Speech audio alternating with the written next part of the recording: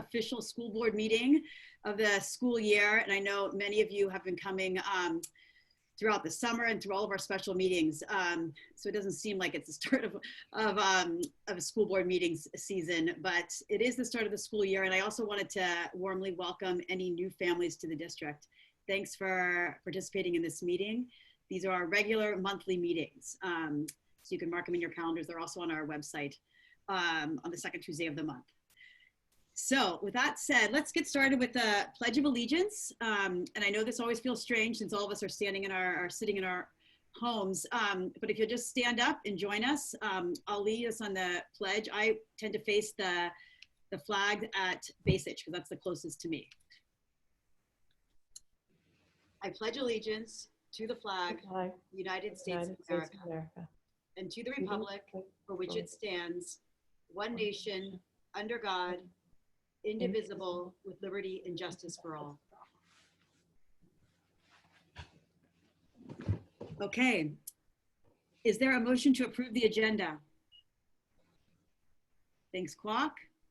Second. Tag team. Okay. Discussion? All those in favor? Aye. Aye. Motion carries. Okay, review the norms, the governance team norms. Am I correct? Do I have the only one here? Do I want to read them or anyone else? Okay, here we go. So again, these are our governance team norms that we read before all of our meetings and discuss afterwards on how we performed against our norms. So we agree to focus on the best interest of all students at every grade level. Work together as a governance team to set direction for the district. Come prepared and be fully present and engaged. Do not interrupt. Avoid side conversations. Listen with empathy. Be mindful of your assumptions. Engage in dialogue before debate. Commit to constructive conflict. Exhibit positive body language, mannerisms, and tone of voice. Maintain and protect impartiality and confidentiality. Commit to no surprises. Conduct all board business in board meetings. And respect and support board decisions. Speak with one voice regarding board decisions. Okay, focus on district goals. Raquel. So we will be hitting on all three of our goals tonight: finance, staff recruitment, training and support, and addressing the achievement gap. Great, thank you. And Sarah, is there anything to report from closed session? There's nothing to report from closed session. Great, thank you. Okay, now we're moving into public comment. And again, this is the section of our meeting for persons desiring to address the board on matters not on the agenda. The public may direct questions or comments related to school business to the board and superintendent concerning matters not on the agenda. No action may be taken by the board unless the matter is placed on a subsequent agenda. A person wishing to be heard by the board shall first be recognized by the president and shall then proceed to comment as briefly as the subject permits. Individual speakers shall be allowed 3 minutes to address the board on each agenda item. The board shall limit the total time for public input on each item to 20 minutes. With board consent, the president may increase or decrease the time allowed for public input depending on the topic and the number of persons wishing to be heard. Is there anyone who would like to address the board? And you can do so by raising your hand, or if need be, you can comment in chat that you'd like to address. Heather, I see Kathy Flores' hand up. Great. Kathy, welcome. And I think that you have to unmute yourself, or I think that we're getting you unmuted. Hi, everyone. Can you hear me? Perfectly. Okay. So first of all, hi, good evening. Thanks so much for hosting this meeting and for giving us an opportunity to speak tonight. I would just like to thank you all and thank the teachers that are working so incredibly hard at each of our sites. I have a student at Kent and I also have a student at Basich. And I just want to commend the teachers regarding their level of aptitude, learning new apps, the engagement of learning that's happening for both of my kids.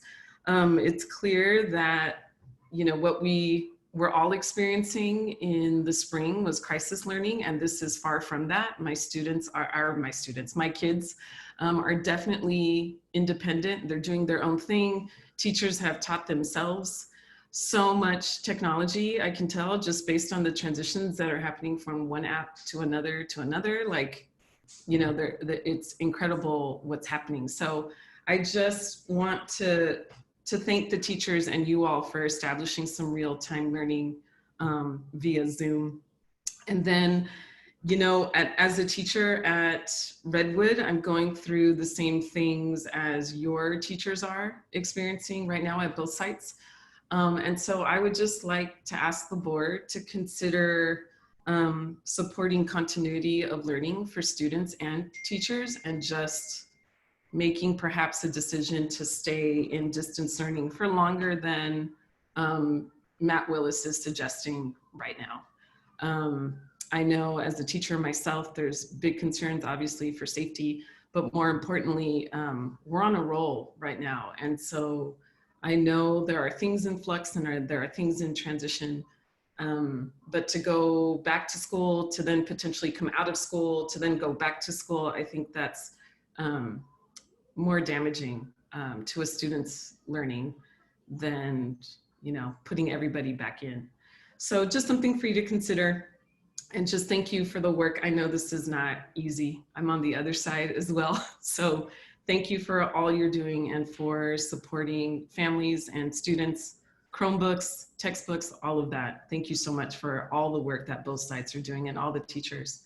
It's like our first year all over again, except considerably harder with all the new apps and things. Thanks so much for your time, everyone. Great, thank you, Kathy. Is there anyone else who would like to address the board? Heather, there's one more question about special ed, and she's asking if she should do it now or do it later. Raquel, I'm gonna defer to you in terms of like, will that be covered? Is that a topic is gonna be covered later in the staff report? Yeah, during the superintendent and staff updates, we will be addressing our current situation related to distance learning, the possibility of hybrid, and we will have staff reporting on things that are happening at each site, as well as specialized services such as special education. So my suggestion is if we can move through the agenda, but we will have time for comments and questions from the community after those reports. Okay, that sounds fair. Thank you. And hopefully that community member can stay through to the staff reports, which is not so far down the agenda, coming shortly. Are there any other hands up or in the chat that are indicating they'd like to speak during public comment? Tara Block has a hand up. Yeah. Great. Welcome. I think you're getting unmuted as we speak. Oh, I promoted her to a panelist by accident.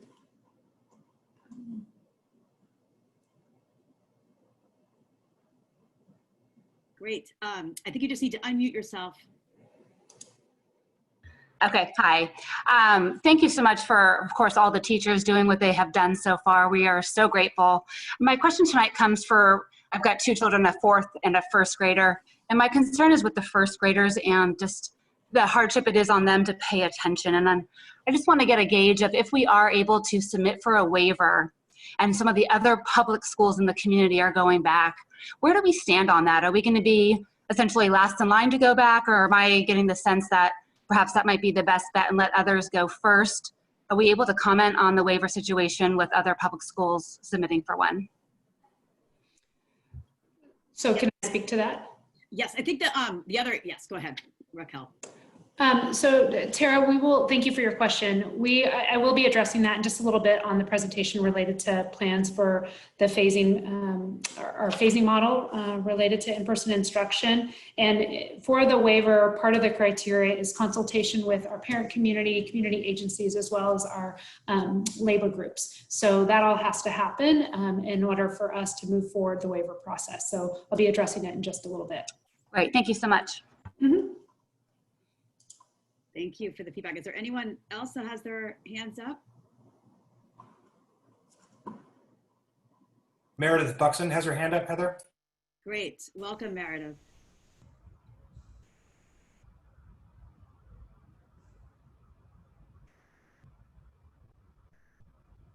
Oh, she's a panelist now too. Oh, I'm a panelist now. This is exciting. I'm ready. I can change the whole agenda for the night. No, I just want to make sure, and I apologize if I'm always a little uncertain in these meetings when to speak in the open sessions or later on, but is this the opportunity to sort of ask questions around the current distance learning process and give feedback on that? Or is there a later portion in the agenda where you're expecting there to be open comment for that? Yes, I could take this. So we are going to address, as Raquel mentioned, during the staff reports, she's going to be covering a lot of these topics. Actually, I think the topics around distance learning, as well as kind of the waiver process, all of that will be covered. And we definitely have time as part of that to allow for community feedback. So questions Perfect. raised then, not a problem. Okay. So I'll wait till then. Thank you so much. Great, thanks. Anyone else? Again, just to emphasize, so these are questions or comments should come in for matters not on the agenda, which I know is hard to tell based on the agenda you probably have in front of you on what exact topics are going to be covered. But if it is related to distance learning, scheduling, waiver, hybrid process, all of those kind of topics, and feedback to any of that, there will be time to ask those questions in just a little bit. Heather, there's no other hands up. Okay, I think I scared everyone away. Sorry, but please stay tuned. There will be plenty of time for questions, and we look forward to answering them. So moving forward, we are going into the consent calendar. Is there a motion to approve the consent calendar? So moved. Great, thanks, David. Second. Discussion? So I had a question. I wasn't part of the consent calendar is 2 different student teaching agreements. And I just wasn't clear for what purpose or role we were using student teachers, either generally or particularly during COVID. So I just wanted a little clarity on that. Yeah, so we have a student teacher currently in our middle school, and they're going through their credentialing program and need placements as they would if we were in a pre-COVID scenario. And so recognizing having that additional set of hands to support us and moderate and help with the ratios, we thought it would be a good opportunity. So we actually have one happening, I believe, in our 7th grade, one of our 7th grade classes over at Kent. So we just thought we didn't want to turn away that opportunity of additional resource. So that's how we're utilizing them this year.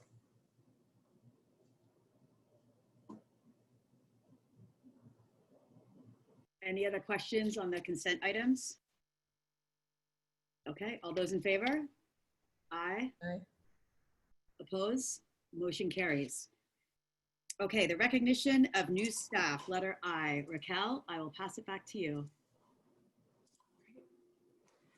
So I have a slide here that I put up on the screen. Oh, there we go. And so I am very excited to share, we have 4 new staff members, 5 if you count me, but I'm not going to introduce myself, joining us this year. So first and foremost, we have Marianne Spitzer, our new principal at Basage School, joined us this year and really hit the road running with all the planning that needed to happen related to distance learning, has been completely embraced by the staff there at Basage, and we're super excited to have her on board. I think some things to highlight. One is she's very technology savvy, which is great. She also is bilingual. Has experience in the middle school, and just it has a lot of energy that she's putting forth. And so welcome to Marianne. Next, we have Wendy Holmes, is is our new assistant principal that's split between Basage and Kent School. And Wendy has been an absolute joy to get to work with. I had the opportunity of working with Wendy when I was interim superintendent in Mill Valley, and she's just is just such positivity and just a really can-do attitude. Comes to us with experience as an assistant principal in elementary, a principal in elementary school, was a teacher in the elementary grades as well, and then spent a number of years as the director of curriculum and instruction in the Mill Valley School District. So really has a lot of expertise to share with us, and has just rolled up her sleeves and really embraced her new role, and is excited to be part of the team here in Kentfield. Christina Moisa, she is one of our new team members of our special education team, a school psychologist. And so she comes to us from Southern California. has previously worked all across the grade levels, K-12, and some of her practicum work prior to taking on this role as a school psychologist. Primarily, she is at Basage, but will also be providing some support to Kent as need be. And Catherine Teller has really taken her under her wing to support with some of the assessments and also potential direct service that may be necessary. So we're excited to have Christina join the team. She moved, as I mentioned, she moved up here from Southern California. And last but not least, Alice Witt. So Alice is our new Learning Center Plus special day class teacher at Kent School. She has, was the last to join the team and really just jumped right in. When we were handing out 8th grade school supplies, she was sitting right next to Brad Widelock and handing out books and taking inventory, and really excited to be part of the Kent faculty. She has worked as a resource specialist teacher, a special day class teacher, administrator overseas, has a lot of great experience, and is also a new member of the Kentfield staff. So excited to welcome these 4 key new team members to our community. Great, thanks Raquel, and welcome, a formal welcome on behalf of the board to all of our new staff. As we know, it's quite a year to enter into a new school environment, so thank you for your flexibility, and we look forward to meeting you live in person, hopefully someday soon. So next up is the employee organization report, and is there a member from KTU who would like to address the meeting tonight? Susan or Brad? Oh, perfect. Yeah, Brad has his hand up. I noticed you didn't make the mistake of making me a member of the board, so I just figured I'd just mention that. Anyway, welcome to the new members to the Kentfield School District. So glad to have you here. Just thought I'd start with that. I just wanted to say to the board that I think you have a lot to take pride in with the staff that you have. These first few weeks of school, it has been really amazing to see how hard teachers are working to deliver instruction to their students. It is, in a word, impressive, and I just couldn't be prouder to represent this membership.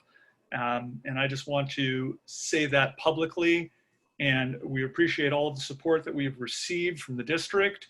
And I'd really like to single out Andrew Core for all that he has done, and as well as Amy, for the enormous amount of effort they've put forth so that we could have our technology function. So we really do appreciate that immensely, and go team, because it's really, really been amazing to watch my colleagues pull off some of the things that they've done, and we continue to learn from each other and go forth. So thank you very much. Great, thanks, Brad. Is there anyone else from, so I'm going to go into classified. Is there anyone from classified who would like to address the meeting tonight?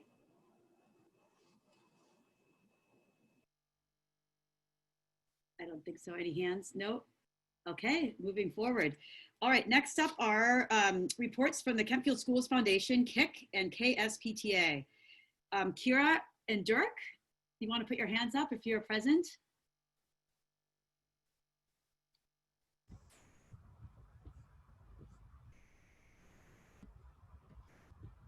I see Kira's hand up now.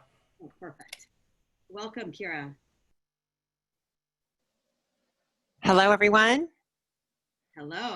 Hello. Hi. Okay, from KIC, your update for tonight is that we have started our fundraising for the year, which is very exciting. And with that, we have sent out our mailing materials last week.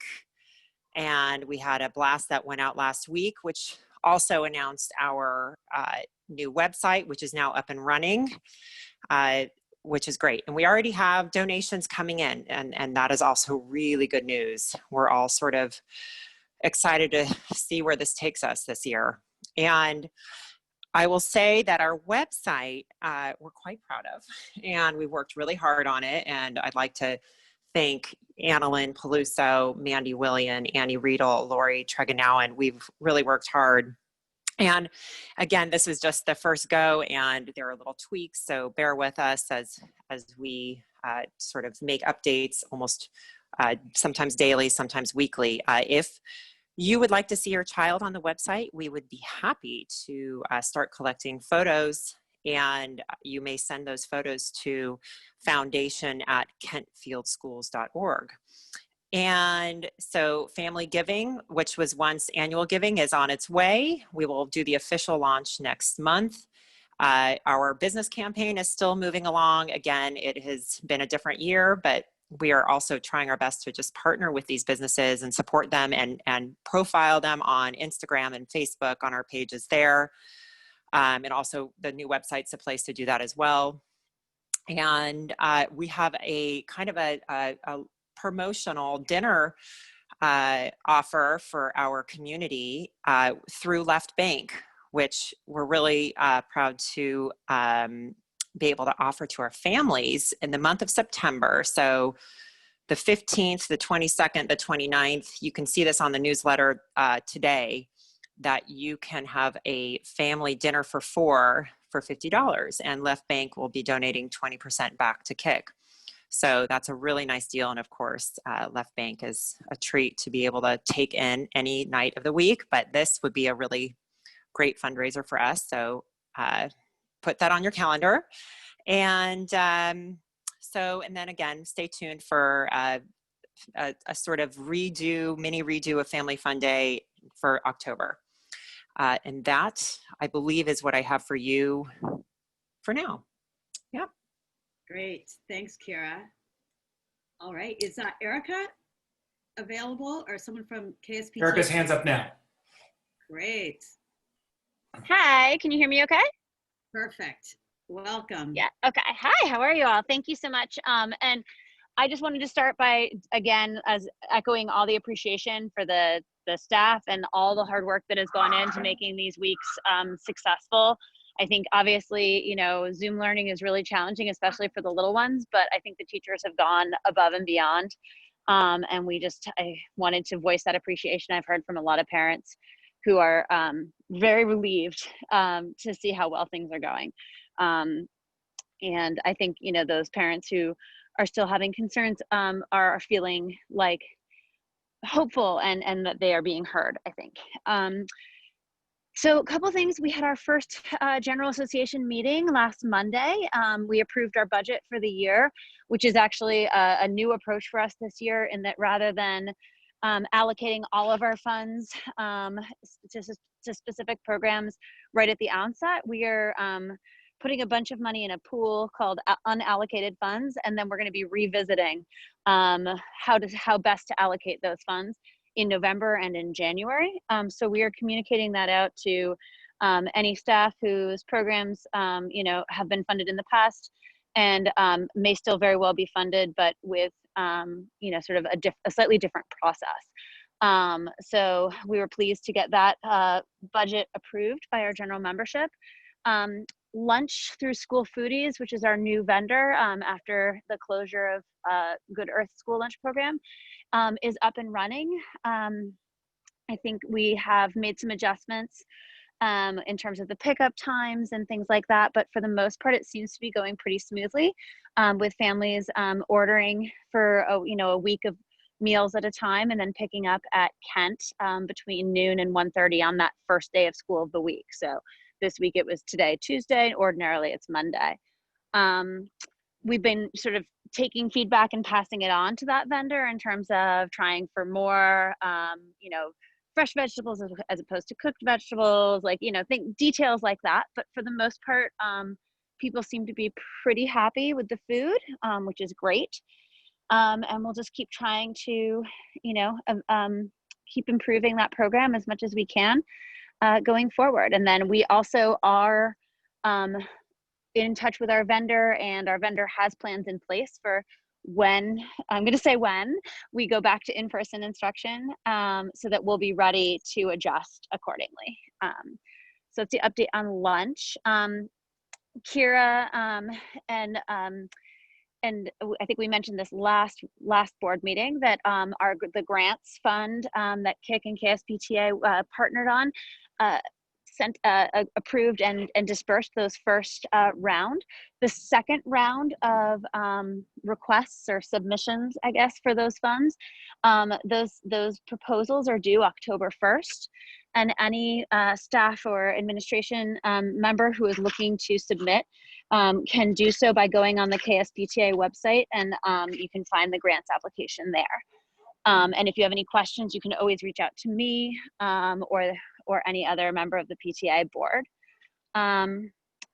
Where our buddy system, we are working hard to try to recruit volunteers for our buddy system. So if anyone is, sort of wondering how they can get involved in school this year, the buddy system, if you look again at kspta.org, we have a discussion of the different tiers of the buddy system and ways to help, and a form that you can fill out if you're willing to become a buddy, either for a new family, a family who's new to the district, or a family who perhaps is feeling like they need a little extra support during distance learning. And so if you are also a new family new to the district, or a family who is looking for more support, there's also a form to fill out there. We've discovered as we got started that we cannot access email addresses from the schools. And so therefore, in order to pair up family, new families and families with a buddy, we actually need those families to request a buddy so that we can have their email address to partner and put people together. So if you want a buddy, please go to kspta.org, click on buddy system, and fill out the form there. It's a Google form. The last two things, our lead room parent training for BASIC is coming together this week. And we are working with Kent administration to come up with a plan for ways in which we could create a sort of similar role for Kent this year to try to create some social cohesion for families. And then the last thing is I just want to put in a plug that, if you have not yet joined the PTA for this year, please go to kspta.org and join us and add your voice as an advocate for kids, both in Kentfield and in California and the nation as a whole. So I think that's it. If anyone has any questions, please feel free to ask away. Any questions for Erica? Great, thank you, Erica. And I guess I just wanted to say, oh, good, go ahead. Oh, I just want to say, Erica, can you comment on parent membership? How's it going this year versus prior years? That is actually a really good question, and I do not have an answer for you because I have not really run that report yet. I think, most of our membership comes through the website at this point, rather than, kind of the handing out the forms at back to school night and stuff like that, although there certainly is still a critical mass that does usually come in that way. And so we are in the process of planning our October membership drive. That's traditionally when PTAs across the nation have like a big membership drive. So we're, sort of thinking about creative ways to get that off the ground when we can't do our usual like parent coffees or things like that. So we're hopeful. The other thing that is, last year was the first year that we offered a family membership as opposed to individual memberships. And that we're doing that again this year. And so that helps, I think, people just do one quick join and, put in all their family members as opposed to having go through and do it individually. So I'm hopeful that's another sort of convenience that will help people. But we're going to be messaging out and just trying to get people to join, because it helps support programs, number one, with the dues, but it really does give California PTA and the national PTA more leverage when they're out there in Sacramento and DC advocating for funding for schools. So, every member counts when they're going out there saying, the PTA cares about this. So. Great. Thank you for all that you do. No problem. You're welcome. Great. And the only other thing I wanted to acknowledge is the great job that you and Kira did on the back to school night video. I love the way that you clearly explained the differences between KIC and KSPTA, and because that's always, I think, a big question, I think, for especially new families coming in. But I thought the tone was perfect, and it shows how united. I don't think I've ever seen the KSPTA and KIC as united in efforts and kind of in joint activities as it is now. So credit to both organizations for really working hard to make that happen. And I think that's it for, we're gonna move forward because I know everyone is here with bated breath to hear our reports from superintendent and staff. So I'll turn it over to Raquel. And just to remind everyone who has questions, the way that we're gonna do this is that Raquel and staff have a presentation that they're going to take us through, and then there will be an opportunity at the end to ask questions. And this is also for board members as well, that we should wait till the whole presentation goes through. Then we'll have community questions and comments, and then finally board. So with that, Raquel, it's off to you. Okay, hi everyone. So our updates from myself as well as staff, we have a number of our team members here today, as well as some teachers from our school sites to share some updates on our distance learning program. And I'll start with general district updates, and then I'll pass it over to our site administrators, hear from some teachers, and then we'll pass it on to some district administrators as well. So here we go. So first, I guess I just really wanted to start off by just touching on 3 key areas that I'll start with. One is around our state and local public health update. So I'll share a little bit of information about the Blueprint for a Safer Economy, which was released, I believe, August 28th. And then some information around our school site specific safety plan and the waiver status that was asked about just a little bit ago. I'll go into distance learning, in-person hybrid learning, and the next phase for KSD based on guidance from state and public health. And then touch on community feedback and survey and intake conferences that are coming into play next. So our state and local message. So as many were aware, we heard about the pandemic plan for schools that came out, I want to say July 17th, and that's where we were named, our county was named to be on the California watch list. And from there on August 28th, our governor released the new Blueprint for a Safer Economy, which really shifted the way in which we're watching our transition between and among these various tiered systems.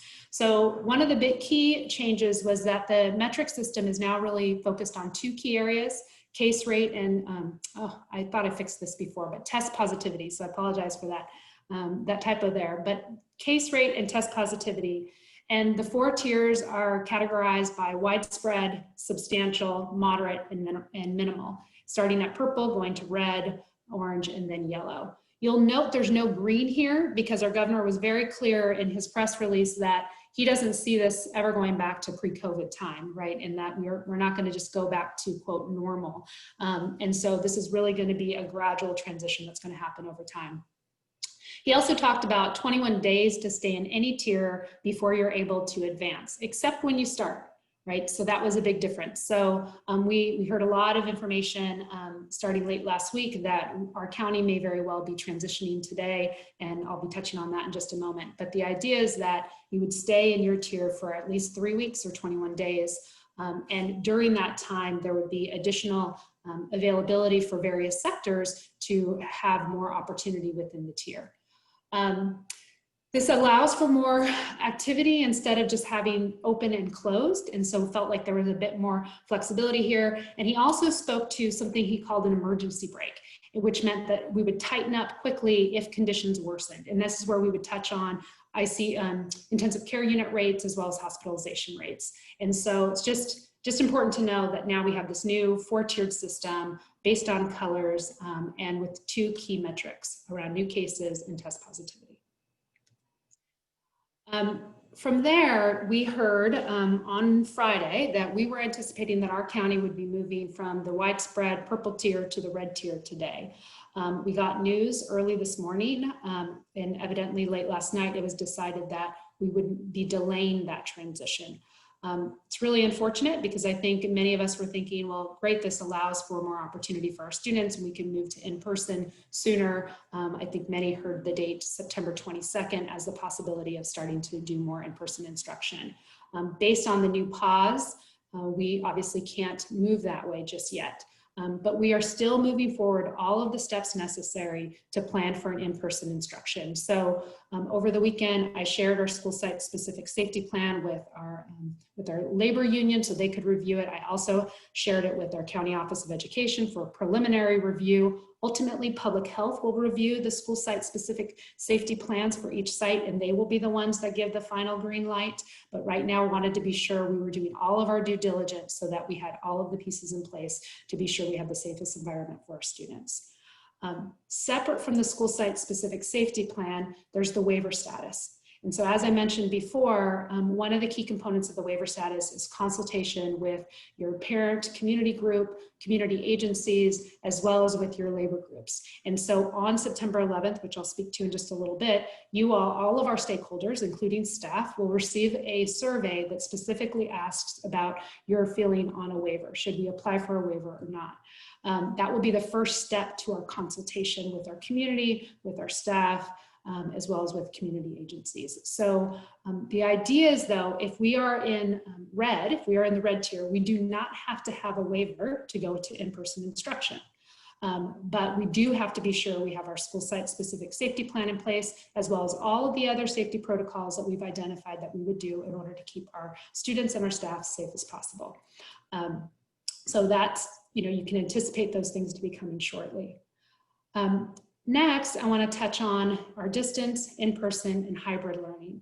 So this is really around the next phase for Kentfield School District. And I'm going to go to this slide here, which some have seen. I adjusted it a bit to deal with the new, but to address the new color coding that our governor outlined for us through the Blueprint for a Safer Economy. And you'll see phase 1 and 2 is this notion of full distance learning, but you may note here that I have this asterisk, which means that this is a time when we begin to move into the red tier, or we move into the next phase, where we may begin to bring students for in-person instruction, and we're going to be starting that with those that have specialized needs or services. So trying to figure out which is the group of students that aren't engaging in a distance learning. I heard there may be some concerns around our primary age students, our students with special needs, students of essential workers. So we can really think about how we can potentially start to scaffold children onto our campuses to begin in-person instruction.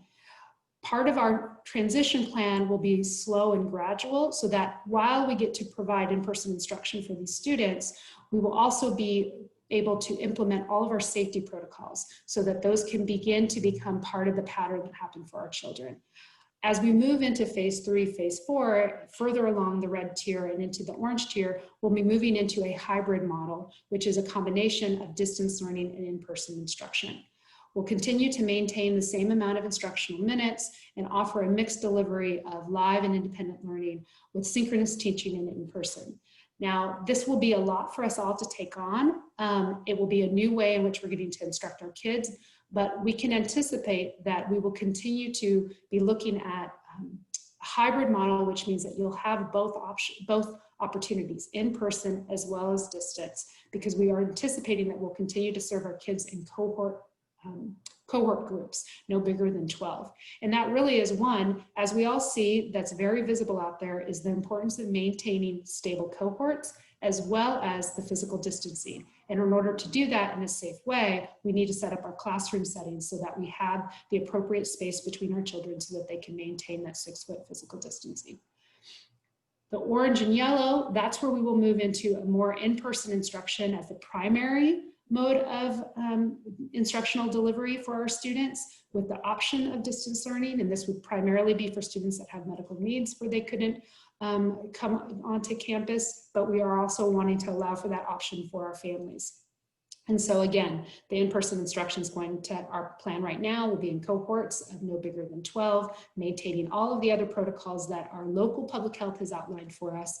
And unless they shifted that and we work with our labor partners around what that could look like, that's when we would look at cohort size changing or physical distancing changing. But right now our agreement is that we were going to hold to the 12 and maintain the 6-foot physical distancing. So as you can see, this is a very gradual transition, and we want to do that because we want to go slow, be sure all of our protocols are in place, want to have the safest environment possible for our students. And the reality is that although we all very much want our children to be on campus, there is going to be a component of distance learning that we can anticipate will continue for our children. So we want to be sure that we continue to hone in on those strategies that our staff are utilizing. And as members of our public mentioned a bit ago, you know, the staff, all of our staff, whether a classroom teacher or our specialists or our instructional assistants, have all really jumped in, all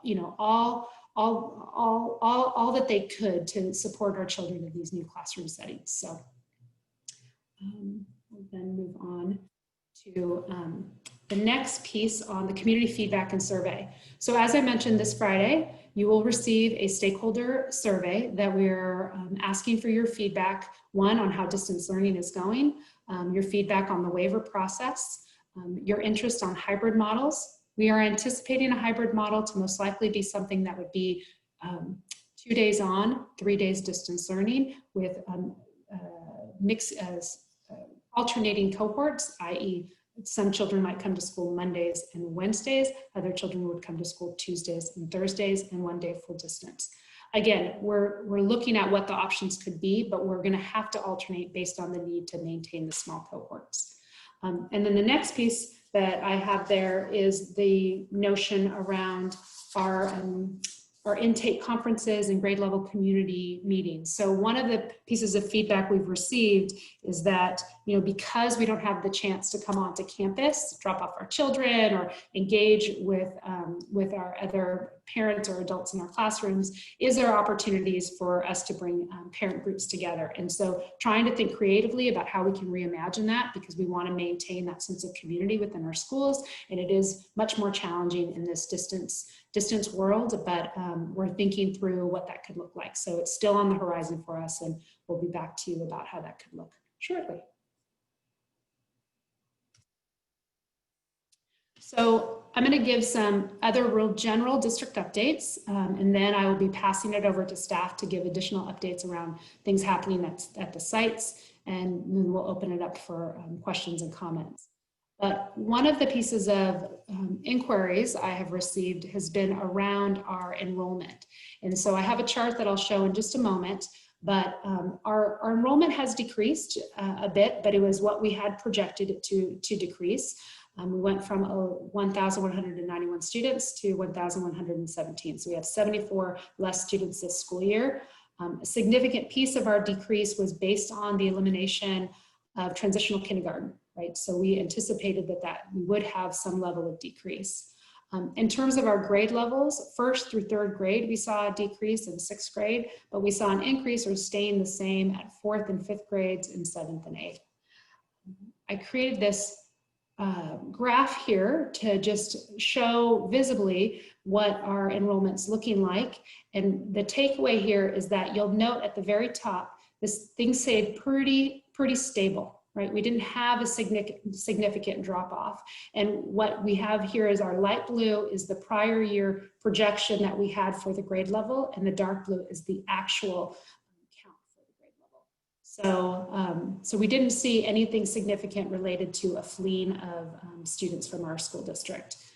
Over here down at the bottom, what I did was look at a 4-year review of what's happening here in our county. And you'll note there's a little high and then going down. And so it's a bit flatlining. There's a little bit of a decrease happening. It's the same thing for our school district, right? So again, just want to reiterate that we didn't have a significant flee of families from the Kentfield School District. We actually had some increases in some grade levels, but overall it stayed what we were projecting as we entered the new school year.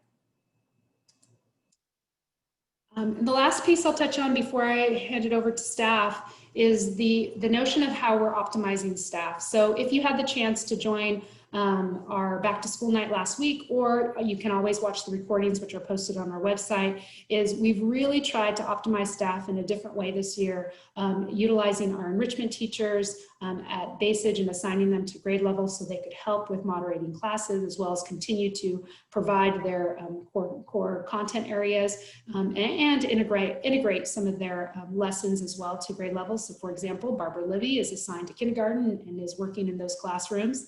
And at Kent, we've identified primary and secondary assignments for our teaching staff so that they too could support teachers in classrooms where there may be larger numbers of students, so that they could really help with lowering the ratio between adult and student. Our support staff, from our instructional assistants to our office staff, custodials, counselors, nurse, intervention teachers, have all been hard at work and also being integrated into the classrooms to support in any variety of ways, which ranges from small group, large group instruction, breakout rooms and such, and checking in with kids that might seem to be disengaged or not responding in the ways in which we would want. And our custodial staff as well is helping prepare us for the day in which when we get to bring children back onto campus. So everyone is staying quite busy and do feel strongly that we're optimizing all of our staff. So I'm going to now turn it over to our site administrators so they can touch a little bit on our instructional programs and student learning. So I think what we need to do, if Grant and Marianne and Wendy, if you can raise your hand, I can go ahead and allow you to talk.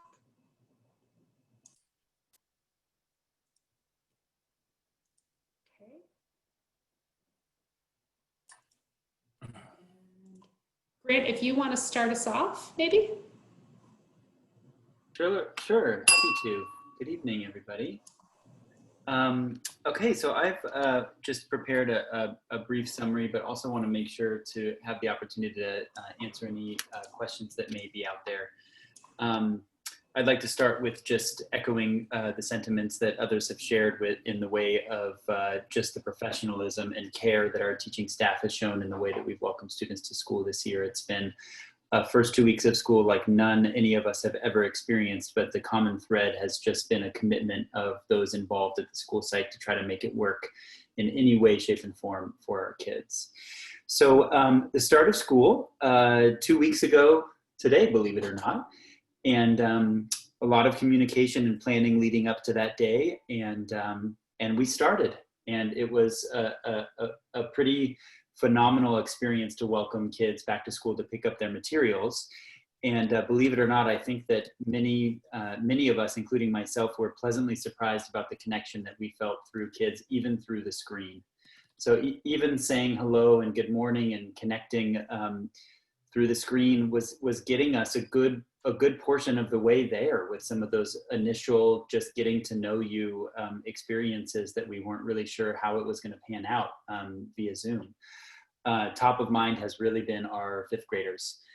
New students to Kent, the rite of passage of all the celebration and all the fanfare and all of the school pride, just really packaged in a very different way this year. And yet our fifth graders, I believe, are feeling a sense of belonging to our school. I just had the opportunity to work with the fifth grade class for about 2.5 hours today, and I was so impressed with their level of engagement on Zoom, their willingness to participate and discuss, and also just kind of their connection with me as a principal and with each other. It was really a pleasant experience to have. And so I just want to echo what many of our teachers are feeling, which is that there is a connection with kids that's happening even through this strange medium. Speaking about student connections, you know, one of the things that's been of concern is a student's ability to just disconnect from school and whether we would be able to know and track who is with us. So Ms. Sellers and I had the opportunity to sit down and take a really close look at her monitoring of attendance. And I'm really pleased to note that over the past 5 school days, each day there's only been a small handful of kids that we had no touch point from. And those kids actually were different each day. So today, for example, there were 3 unexcused absences out of all 532 Kent students.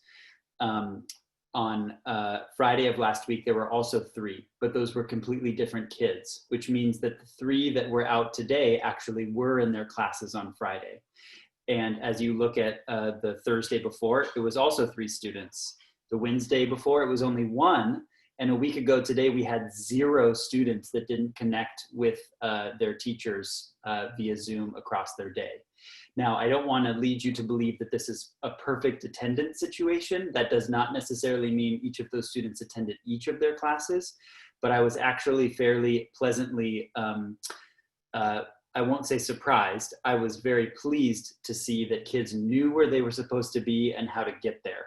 Now, there are kids that are not doing that 100% of the time, but at the very least, we know that they are connected, they know who their teachers are, and they know how to get there.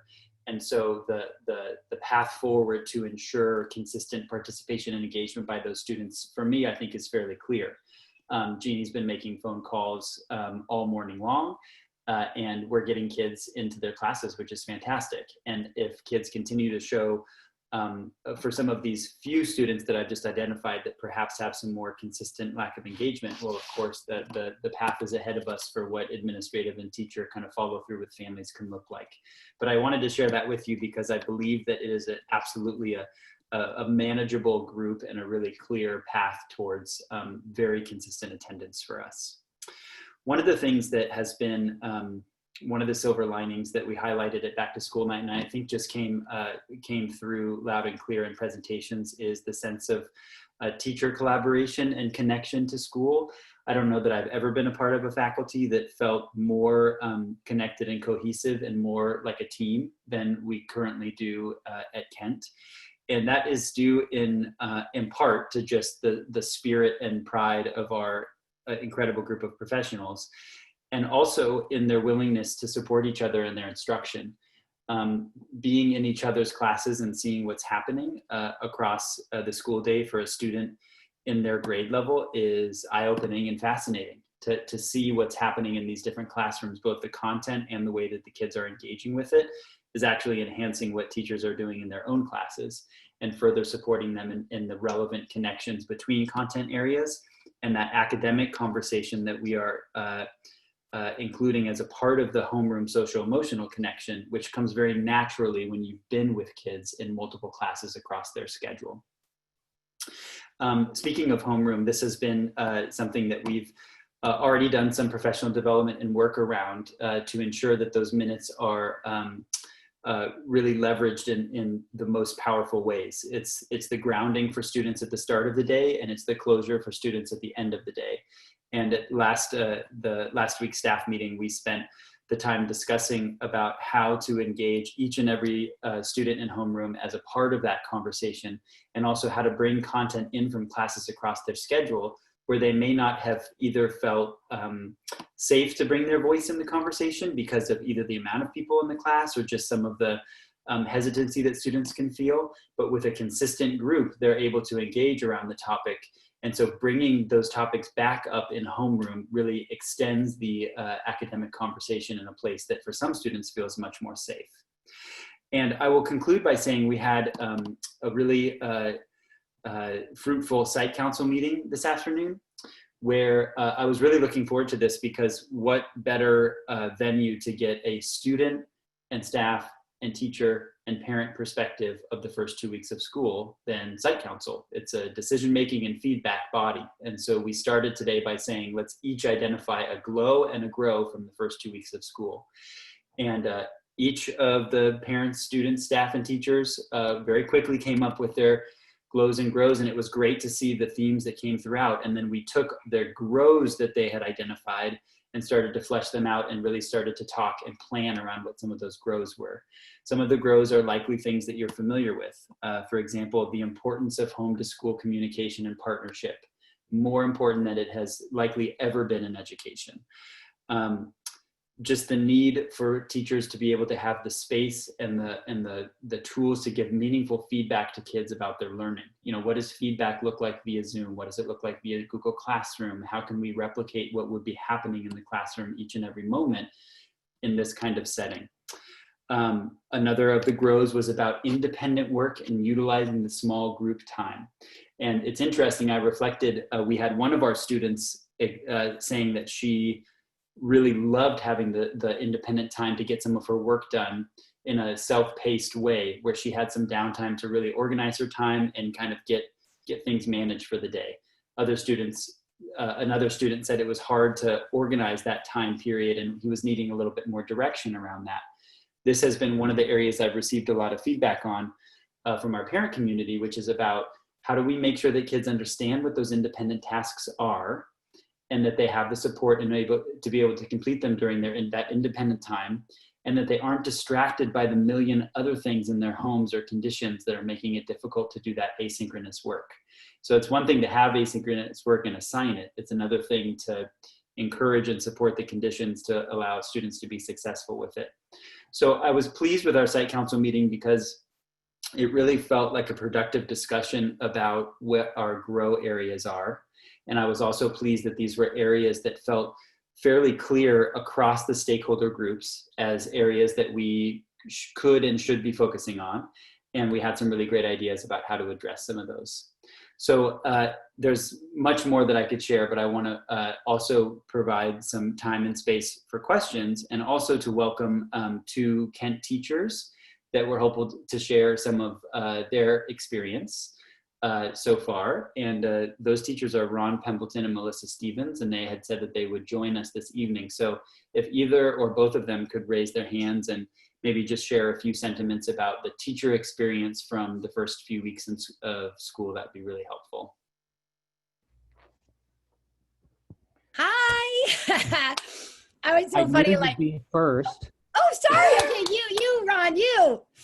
Because you're the P in the JK, go for it. All right, am I going? Yeah. Okay, so first of all, there are so many things that I love about this kind of Zoom learning. I know that there are drawbacks, absolutely, but the fact that we get to have these kids twice a day. Ron and I sign on 15 minutes early so we have time to chat, talk about what we're going to do in the morning, what we're doing in the afternoon. Would never like walk all the way across campus and have that amount of time and get back.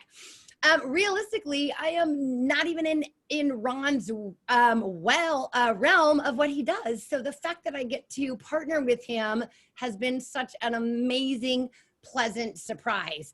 I just, I'm kind of room 34 is kind of in and of itself and self-contained. So getting to be with Ron in the mornings and afternoon and just seeing how he interacts with kids and hearing about his science program, we can play off of each other. Today we were joking and saying, so what's your favorite class? And of course I teach the 8th graders the service class and he teaches science. So we're like, step easy people. But it's just it's super great. It's so collaborative.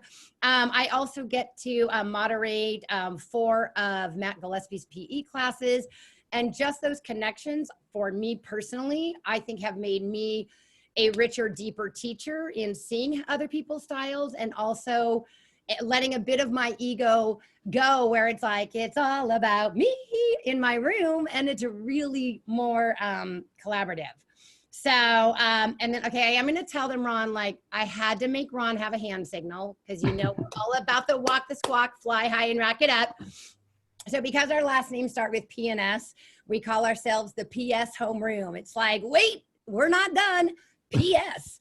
So then we have the kids, we do the little sign language and they go PS for life. Not that we're competitive or anything, but we may want to win the 8th grade homeroom contest, just saying. So I'll hand it out to Ron and we'll take any questions. Thanks, Melissa. You can hear, I mean, it's so interesting to talk to work with Melissa. I mean, you couldn't ask for 2 more different people on that campus who are teachers, And I also get the honor to work with Ryan Palmer, and I get to go into his classrooms, and Julie Gallagher and Brad Widelock. And, the thing that I can just observe is just best practices. I get to expand my repertoire just by watching and engaging in what they're doing and seeing the things that they're doing in their classes. And that has been, Grant mentioned it a couple of staff meetings ago. I mean, this was something that was an aspiration of us for many years to do, to go into each other's classes and to observe it. And here we have it given to us on a daily basis. And so I really appreciate that. In addition, the small group work, there's the time, I wanted to share a little anecdote, the small group meeting sessions, which is for the 8th graders, it's block 4. So those kids are to go do independent work, or if they're asked to attend a meeting that's been prearranged by a teacher. And I did that last week with a particular boy who has struggled in getting his work in. And so I was worried that he wouldn't show up, but he did show up after I sent him an email.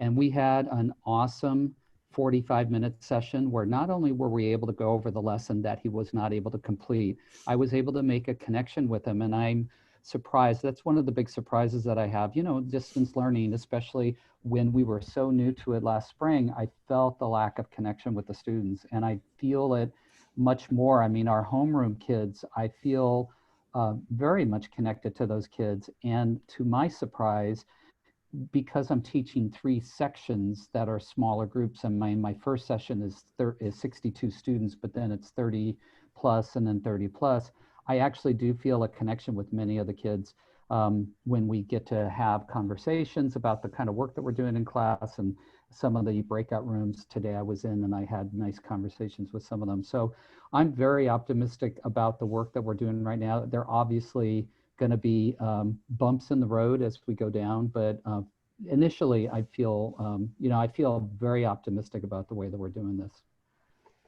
Oh, and can I add one thing, Ron, may I? One thing we've also loved, so we have 17 kiddos in our homeroom, and we can put them in individual breakout rooms so that we can pop in, that each of us can pop in and check in on them one-on-one, which is not necessarily something that could have happened in the regular classroom, because A, you would have, you know, your other students around, and B, maybe those students would not feel comfortable sharing something. But when you're just you know, one-on-one with them, and because there are 2 of us, we can make sure we are, you know, have FaceTime and hands-on with those kids every day. It makes it, it just, I think, makes it so much more meaningful for them and allows them to open up in ways that maybe they wouldn't. However, the very first time we did that, I guess we forgot to tell them they were going to be in individual breakout rooms. So they all came back to the main session. They were like, there was no one there. And we're like, okay, point taken. So yeah, so it really is amazing to be able to, you know, put them together. Likewise with the service class that I am teaching the 8th graders, their activism project. Right now, I just kind of put them in breakout rooms, you know, randomly. But once they start deciding on the cause and awareness that they want to work on and the project they want to do, I can then really delineate and put them together in these groups so that I can conference with them, you know, really easily. And Mari Schoenbrunn is in with me. So it's really cool. I mean, granted, there are going to be drawbacks, but we look at the rainbows. Well, obviously Ron and Melissa are both a dynamic duo, and they're a homeroom partnership. And I just would like to call out, you know, Ron's creativity. He has the 8th graders working on kind of a design challenge and analysis of making a mini helicopter at home following these different conditions. So, you know, a maker's project with materials that many kids would have at home. And then you have Melissa Stevens, who's completely redesigned the service action project and really having a call for action for our 8th graders. And these are 2 of many teachers. Each of our teachers has a story of how they've leaned into these conditions and working to make it the best that it can be given what we have. And like Melissa said, it's not what it once was, but we're making the best of some really difficult conditions. And there's many silver linings with that too. So I'd like to thank Ron and Melissa for sharing their insights, and certainly am ready to answer any questions that the board may have about the first 2 weeks at Kent. Grant, if it's okay, I think what we're going to do is go through all of the presentations, if that's okay with everyone, and then ask the questions at the end. Perfect. And I know there will be some, I'm sure, but thank you. And thank you for all the presenters.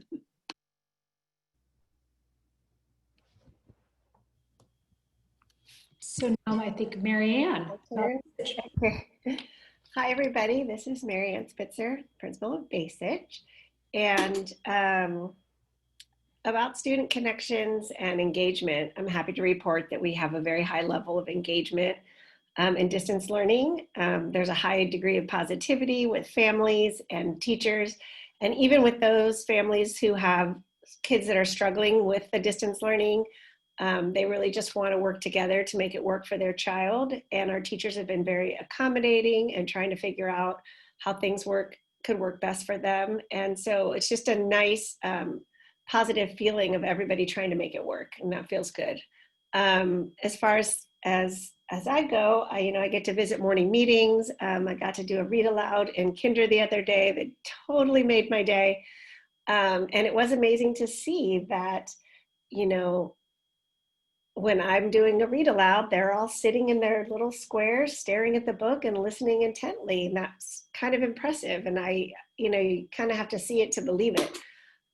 Similar to Kent, we are using attendance to help track our engagement.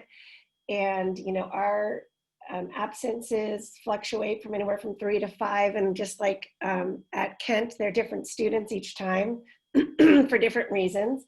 We did have a spike last Friday, but I was thinking we probably would have had a spike anyway because it was Labor Day weekend and maybe people took a longer weekend. But so, we can keep track of our students in that way. We are honing in on any students we have concerns about. We have lists from last year from spring distance learning. We add new additions to that. We have a Students of Concerns committee and we meet every Thursday.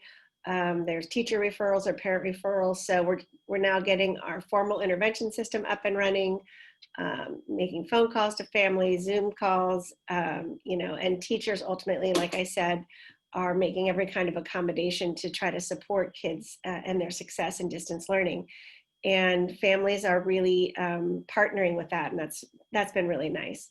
We have an open communication with Marin Enrichment, whether it's bringing them materials or giving them feedback about how things are going in Marin Enrichment. And that's been really nice too, because our teachers can know which kids are in Marin Enrichment and can provide supports and feedback for them.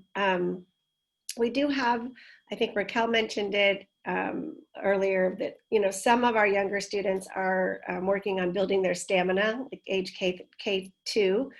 But again, we're working with phasing plans for kids, helping them accommodate, spending that time on Zoom, having wiggle breaks and things like that. The kindergarten teachers have really gotten creative with their brain breaks and all the different things that they can do to keep kids engaged and participating for that full day, but also giving them time to get the wiggles out and move around and do scavenger hunts and fun. It's amazing the creativity the teachers have. And then, of course, we've still continue to have materials pickups. And so that's been actually kind of fun for grade level teams when they can be out there when students are driving by or parents are driving by with their students and picking up materials and waving hello and collecting more materials each week. I think we'll have a first grade pickup on Monday. And I think Barbara Libby's doing an art pickup for fourth grade at the end of this week. So it's just, those have been actually sort of fun because it's, this flurry of kids and parents showing up and picking up materials and everybody waving and then everybody on their way. So I also wanted to address, in distance learning, we've had to figure out how we're going to address any kind of behaviors that pop up online and in Zoom. And so in our recent faculty meeting, we talked about what teachers are doing for supporting positive behavior in class, and at elementary especially, this is the heart of how they work on behaviors by giving clear expectations and repeating them, modeling them, verbal praise. We're bringing back our basic bear cards, so character cards, providing digital awards. They figured out how to spotlight kids and give them stickers and give them choice. So there was just a plethora of ideas from the staff on how to encourage positive behaviors. And then, if there are some issues in class, we've got restorative practices and progressive discipline. So, again, reviewing the expectations, highlighting kids that are doing the appropriate behavior, that always works. And then gentle reminders. And then those breakout rooms that Melissa mentioned have been wonderful for private chats with kids and one-on-one, being able to talk to kids and about their behavior, about what's going on for them. And then, of course, all the tools that we have about muting students or moving them to the waiting room or obviously communicating with parents. So that's been working very nicely. And then Wendy and I, of course, have been visiting Zoom classes, dropping in. We can meet with students in breakout rooms. We can have restorative meetings with classes, talking about, I don't know if you're familiar with the restorative questions, kind of what happened and who's been harmed and what have you been thoughts and what we can do about what happened. So that's been working very nicely. And we've just been, you know, it's a 2 weeks of craziness but fun and positivity. And I just feel ultimately that with parents and students and teachers, we're all on the same team, and everybody is so pleased with how things are working and so ready to adjust when things are not working the way that we thought they would. So we have 2 awesome teachers here with us tonight also. We have Talia Milano, and she's a kindergarten teacher. And then we have Jenna Meyer-Yellow, and she is a 3rd grade teacher. So if they can raise their hands and come and talk about their highlights for the first 2 weeks of school, that'll be awesome. Hi. Hi. Do you want to go first, or do you want me to go first? Why don't you go first? Oh, okay. Or I can if you want. No, it's okay. I'll do it. Hi, guys. So I know all of you. I'm Jenna Moriello, 3rd grade teacher at Basich. And before I begin, I just wanted to let you know that I've checked in with individual teachers from every grade level. So what I'm going to be sharing with you is a fairly good representation of how Basich teachers think distance learning is going, and a little bit of how we're feeling too. So distance learning started off a little bumpy. I think troubleshooting tech issues with young students in the moment has been a great challenge, and we're teaching them the technology before we can fully get to the curriculum. Each day's gotten a little better, and also each day brings unexpected and hard to predict or plan for challenges. Honestly, there's been a lot of tears the past couple weeks. Teachers have had breakdowns from exhaustion and frustration, feeling like we're not giving our students enough, although we're really giving them everything that we have. That being said, we've been incredibly impressed with our students' resilience and hard work. I also have to shout out the teachers, admin, and support staff. The collaboration that's happening in order to give our students the education that they deserve is nothing short of amazing. We're starting to get into a groove, and there are fewer tears, and we're beginning to set boundaries for ourselves. It hasn't been unusual for a team to spend 2 to 3 hours a day planning for the next day, and then spending a few hours each weekend meeting to be prepared for the week ahead. Team teaching with a colleague or with the enrichment teachers has been extremely successful.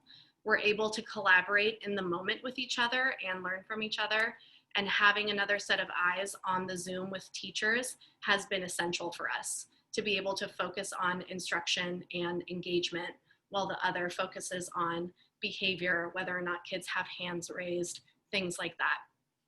We're concerned about the amount of screen time that students are enduring. Being on Zoom from 8:30 to 1 is a long, long time. And in an attempt to reduce that screen time for them, we're making the effort to have students work in notebooks and workbooks. And many grade levels are also sending home some work packets. And creating these work packets to send home is a time-consuming task, but we really feel like it's necessary. Teachers are also embedding movement breaks and brain breaks into their days to supplement those 2 15-minute official breaks, which end really quickly. One of the highlights of distance learning is putting students in their own breakout rooms. It sounds like a lot of people agree with this. A teacher can pop in anytime, and the look on the student's face is absolutely priceless when you pop in. Teachers are able to spend more one-on-one time with their students in their individual or small group breakout rooms, and we're able to conference and connect with more students each week and multiple times throughout the week. So breakout rooms have been a really exciting and successful tool. We found that shared learning environments are generally distracting for students. Some students in these environments can be engaged in side conversations with other kids, or they walk away from their devices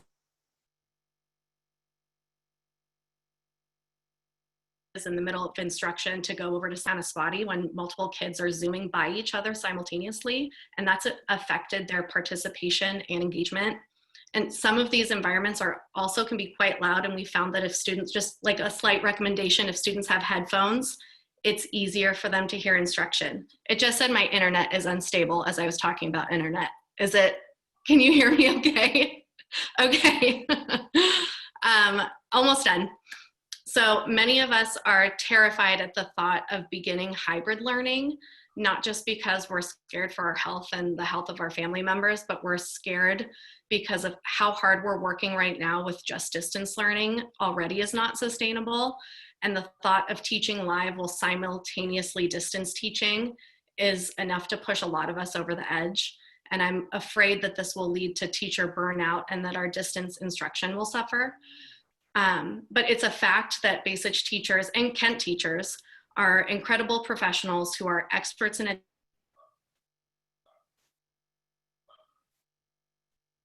education, will tackle any job. Education and happiness is our #1 priority.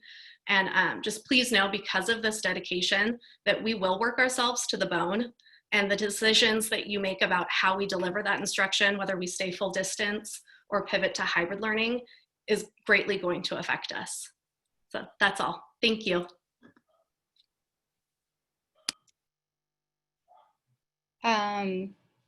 So thank you, Jenna, for that update. Is it my turn? Should I? Okay.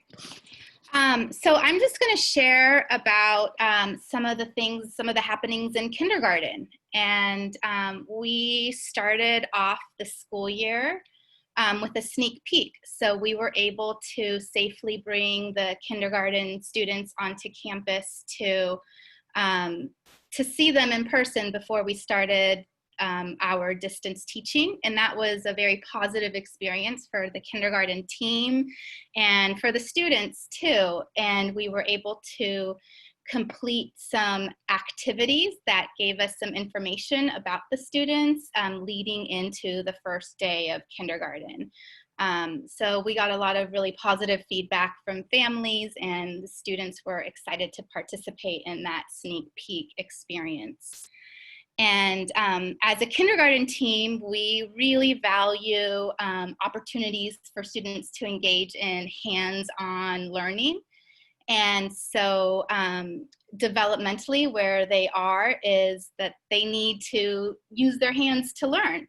So we've updated our curriculum and have incorporated a lot of maker activities to reinforce the core curriculum that we're teaching. So if we're reporting about weekend news, they use toilet paper rolls and paper to create a microphone before they share out their weekend news. And we also have other opportunities for them to build objects and materials to engage and extend their learning in Reader's Workshop and math. And the teachers on our team have organized weekly material pickups. So families come every Friday and pick up their materials for the week in a folder. And on Monday mornings, they drop it off in a basket. And we are starting to talk about having families return some work so that we can have some data to help us some more informal data to help us guide our instruction and plan for our learning. Every morning we have our morning meetings in kindergarten, and we're so grateful to have amazing paraprofessionals on our team that help guide the learning and work with the students in the breakout rooms and help the students, articulate their thoughts and feelings during that morning meeting. That is been so exciting to see how engaged the kindergarten students have been in their learning. And I was a little nervous coming into the first day of kindergarten via Zoom, and have been so pleasantly surprised by the students' ability to adapt to this distance learning model. They're learning to mute and unmute themselves, and have really been having some fun with sharing their learning and their thinking that even takes place in breakout rooms, so they can even join the breakout room now. So that's been pretty cool to see. So in addition to the materials packets that we're sending home each week, we also send out a weekly newsletter to families, and inside the newsletter we have our learning plan for the week so that families can help prepare their child's learning area for the day. And we just started doing that last week and noticed that today it was, it helped everybody, I think, keep the papers organized for the day's work. And I just wanted to give a shout out to our kindergarten team. The teachers have been working tirelessly on the team to create these fun and engaging learning opportunities for the students. And we played this amazing math game today. Thank you, Claire Adams, for organizing that. And Elizabeth Peterson, she has come up with some really fun writing activities, and Kelly Steers with her phonics lessons. So I really feel grateful to be part of such a wonderful team that is so invested in the students' learning. And with that, I actually have a student that wanted to come in and share some of her experiences in kindergarten. And I told her 5:45, so it's a little bit late. So I'm hoping she's still here. Auda, can you raise your hand? And I don't know if, Raquel, you can see her. Her name should come up as Auda Canal or Teresita. Yes, I see her. I see her. Okay. And she's allowed to talk. And yeah. Auda, are you there? Yes. Hi, sweetheart. Thank you for waiting so long. You're welcome. Hey, Auda, I wanted to ask you a question, sweetie pie. Yes. Okay, what has been your favorite part of kindergarten so far? My favorite part of kindergarten is when we build Tower of Number you said. Oh, sweetie pie, why did you like that so much? Because one day when you give it to me, my sister wanted to play it in just a little bit. Oh, so you were able to play with her and teach her your learning? Yes.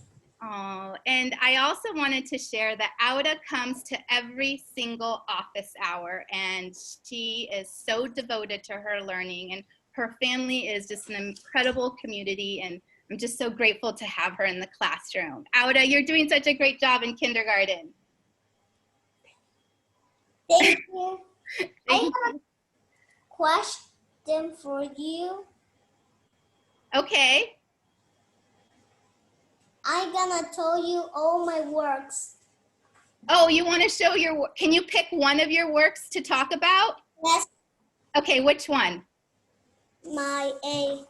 This is my A, and I decorated with squares, another square, circle, circle, rectangle, circle, triangle, circle, circle, triangle, and a little triangle, stickers, and butterflies. And Auda, why did you choose the A? And I have more works. Oh, sweetie pie, that just one, sweetie pie. But can you tell us why you decorated an A and not a B?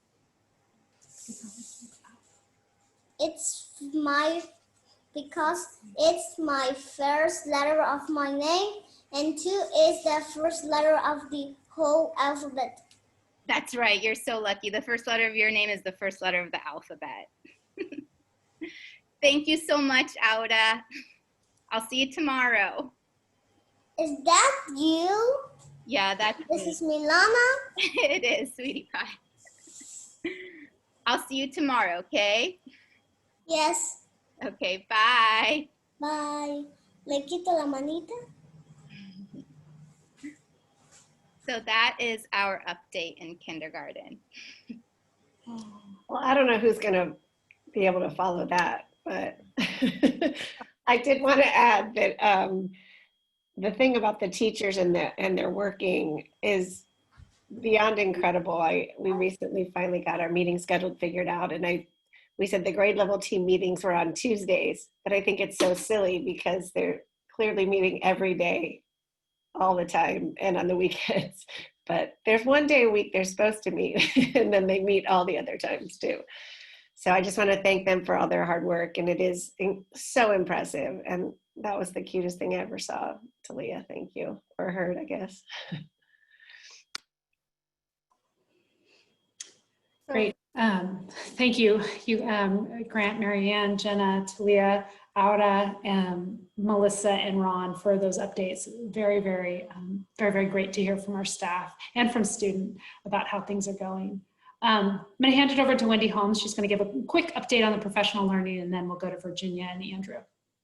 Great. I really want to start by echoing just the level of professionalism and commitment and focus on collaboration on the part of our teachers and staff to make distance learning just so meaningful, engaging, and part of a really strong overall program for our schools. And you can see our kids, as Ada exemplified, are enjoying their time with our teachers and their peers.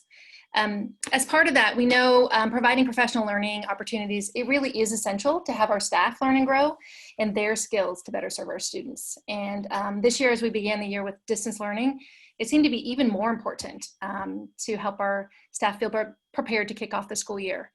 So to that end, we had two professional learning days on August 19th and 20th, part of our work week, where we focused on two key areas during those learning days. One was implementation of units of study for reading and writing, which is I'm sure know, is the core curriculum used in all K-8 language arts classrooms across our district. And the second focus was supporting the implementation of key digital resources that are integral to our distance learning program. So we worked closely with the trainers and built a homegrown set of sessions with, it's called Momentum in Teaching, for around the units of study. And it was really wonderful is that some of these sessions were really tailored for our specific teachers and staff. There was one session specifically tailored for our paraprofessionals to build their knowledge and understanding of the reading workshop model and the writing workshop model. We had another session that was specifically targeted for our Kent math and science teachers to integrate argumentative writing and elements of the written instruction into their teaching, as well as social emotional learning, mindfulness, and de-stressing techniques in this virtual learning climate. So that was really, really interesting to see. And then this complementing that were the sessions focused on technology. We had one session from a Nearpod trainer that allowed us to tap more into our understanding of this, this new resource for our district. And then we tapped into our local district leaders to lead sessions. So Raquel led a session on Parent Square as an overview to the communication platform. Andrew Korf facilitated a session on Zoom. Jenny Walsh, one of our tech leads, led a two-part session on ways to welcome students back with digital tools. And then Michael Besnet, another one of our tech leads, led a couple sessions, one on Google Classroom and Seesaw, differentiating for newer users and more advanced learners. And so these learning experiences provided our teachers choice, differentiation, and relevance to their work. And I really do feel like it kicked off the year in a positive way and set up our teachers for success. And so looking forward, we're planning on continuing to emphasize professional development in our site-based work, as well as on our professional learning days, connecting to a range of topics. We've identified map growth as an assessment tool that we want to use to measure our students' language arts and math progress. And so we'll have some training around that. We'll continue to focus on social emotional learning, and developing those strong connections with students, supporting our English learners, equity, and other topics that will be determined by our school staffs. So just to say that great things are happening and great learning is yet to come. And that's all. Sorry, great, good job. Thank you, Wendy, for that information. And now I'm going to turn it over to Virginia for our Director of Student Services to give an update on distance learning plans and IEP coordination.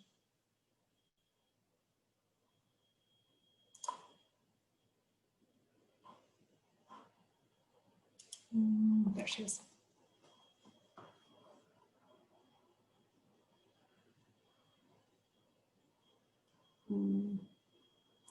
Virginia? Can you guys hear her? I don't hear her. Okay, maybe, no, she's here in the district office with me.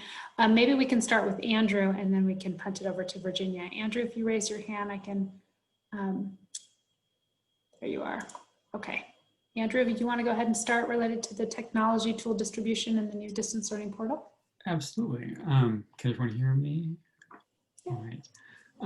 So why don't I begin by talking about device distribution, and then if I could share my screen, I could show the new distance learning portal. Okay, let me.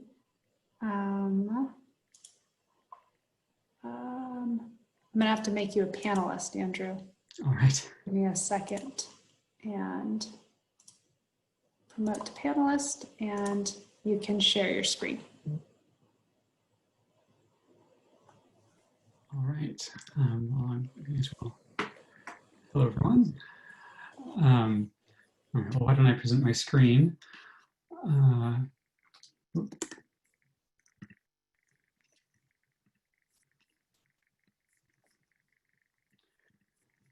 All right.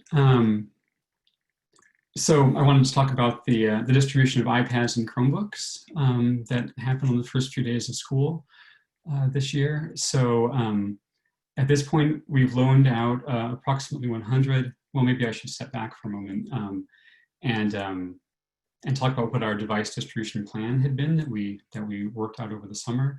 So the intention was to provide iPads to students in grades K through 2 who did not have access to a device at home. And then for grades 3 through 8, we would be providing a Chromebook ultimately to every student, regardless of access to devices at home. So in terms of the iPads, we've loaned out approximately 100 iPads at this point. Some of the iPads were being tracked on paper spreadsheets, so those haven't been kept entirely up to date yet. But it looks like around 100 iPads have been loaned out. As of Friday, we had another 35 iPads that were prepared to loan out, and I think the office staff are contacting families this week. And then we have an additional 60 iPads that we anticipate having available in the next few weeks. So that includes some iPads that were loaned out during the spring to students who are now in 3rd grade. They can be returned. And also the 34 iPads that we purchased over the summer. These didn't arrive until right at the end of the summer, and the cases didn't arrive until even later. So those are not ready to give out yet, but they should be ready soon.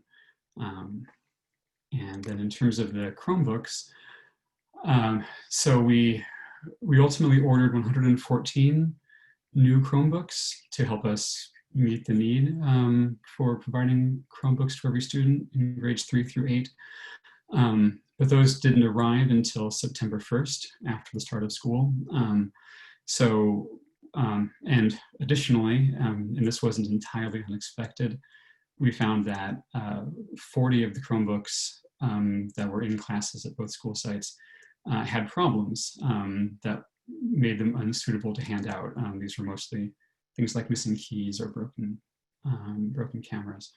So we decided to distribute Chromebooks to every student in grades 3 through 5, so we would know consistently that all of those students had a school-issued Chromebook, which should be reliable, or at the very least would be a platform we could support. And then in grades 6 through 8, we asked the students if they had a reliable Chromebook specifically at home. And those students who did have a Chromebook, a personal Chromebook, we asked them to use that Chromebook for the beginning of the year. So we would have enough Chromebooks for the students who did not have Chromebooks at home, and enough Chromebooks to give us a buffer as more Chromebooks turned out to have problems after we distributed them. And now that the additional 114 Chromebooks have arrived, again, in the next couple of weeks, we should be able to get those prepared to distribute to students.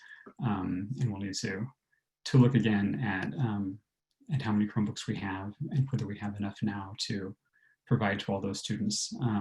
Ultimately, the Chromebooks with problems will be repaired, but it might take a little longer to get those repairs. Chromebook parts are very hard to come by at the moment. So that's where we stand on distributing the iPads and the Chromebooks. And then I just wanted to touch on during Aries data confirmation this year, we tried to get a more comprehensive sense of how many students needed help with devices and also how many students needed help with internet access.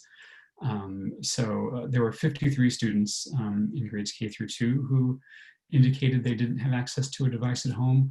Obviously, we've already given out around twice that many iPads, and more students are still being identified as either not having a device and having misunderstood the question, or more often it's turned out that the devices those students had access to at home aren't suitable for the kinds of activities that teachers are expecting of students.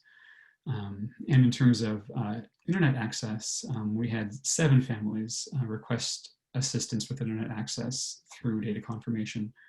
And so we've been exploring a variety of options for providing that access. And in several of the cases, after following up with the families, we've determined that they did have sufficient access, so that we were able to put them in touch with a program that provided them with internet access. And at this point in the year, we're, as the other speakers mentioned, sort of shifting our focus more towards measuring student engagement, and our concern will be less about assessing internet access and more about assessing whether students are having difficulty engaging with the material because of a technology problem, especially because of an internet access problem. Something else, another bullet point here is that the County Office of Education is exploring creating a consortium of districts to provide internet access for families at home through Comcast. Comcast has a new program called the Internet Essentials Partnership, which may allow districts to subsidize the cost of internet access at home. So that's what I wanted to present regarding devices and internet access. And then we've also worked on a new distance learning site that I wanted to show. So this is our existing district website, and there's now a banner here with a button for the KSD distance learning portal, and that takes you to our new distance learning site.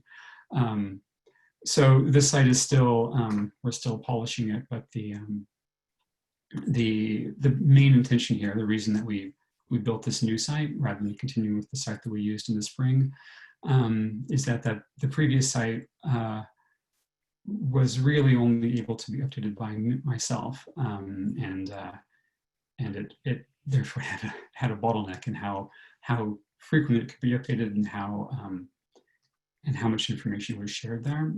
So this new site, more people are able to be in charge of the material, and hopefully it can be more quickly updated. Also, a lot of the material that was being shared through the distance learning portal last year, I think we're now better able to share directly with families through Parent Square or through the Teacher's Classroom. So this site is focusing a little more on sort of announcements and providing quick access to other resources. So the ones I'd like to particularly highlight here, there's a button for the KSD Help Desk. And if you click on that, that takes you to, this is a collection of articles for parents and for students regarding how to use Zoom on your school issued device. Some articles here for how to use Parent Square and how to access the Aries parent portal.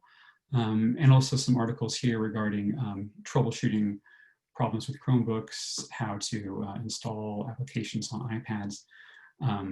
So articles that should provide some support for the more common questions and problems that we're encountering from students.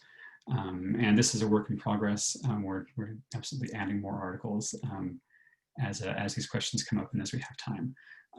So that's the help desk link here. And I would also point out the Base-H distance learning page is here under Base-H DL. And in particular, this has the Base Edge Enrichment's Choice Board and the specialist pages, as well as the grade level pages here across the top. And then scrolling down, we have buttons for announcements. We collected the schedule, some expectations. These are all materials that have been shared out with families from the school, but we thought it would be useful to collect them into one place. And the Kent distance learning page is similar. It has the schedule, it has schedules by grade, the library and the counseling pages, and again, a collection of useful instructions for using Zoom and using Google Classroom. So that's the new distance learning portal. Great. Thanks a lot. Thanks, Andrew. Very helpful. So now I'll turn it over to Virginia. Can you all hear me now? Oh, good. So speaking of technical difficulties, I unmuted, but no one could hear me. I just wanted to give a brief update about student services and our special education services specifically. As you recall, in the spring, we were not able to conduct assessments.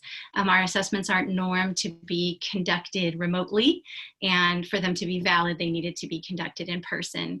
And we've now put together a pretty strict safety protocol to conduct in-person assessments with distancing, ventilation, protective equipment, plexiglass, and iPads, which separate the assessor and the student more than using the old methods. So we are proceeding. We've been doing assessment for a while now, and we're trying to catch up with quite a few assessments. And our teams just wanted me to share their gratitude for all the families, the patience that you've been showing. Some families have been waiting since the spring for assessment, and folks have been very gracious about it. And so we're trying to strike a balance between going very quickly and expediting these assessments, but also being very thorough and conducting robust assessments in all areas of disability. So grateful for everyone's patience, and we're moving forward very quickly. Typically we have 3 to 5 assessments that carry over from the previous year, and just to give you an idea, we have 30 right now that we're conducting. So it's a lot to be, and we're doing them in order of the referral or the date that they were due originally in the spring. So we're prioritizing them that way.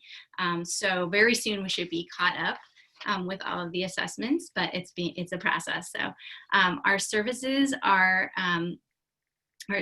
in full swing now. Our education specialists have been really busy preparing and scheduling and now delivering individualized services for each student based on their IEPs. So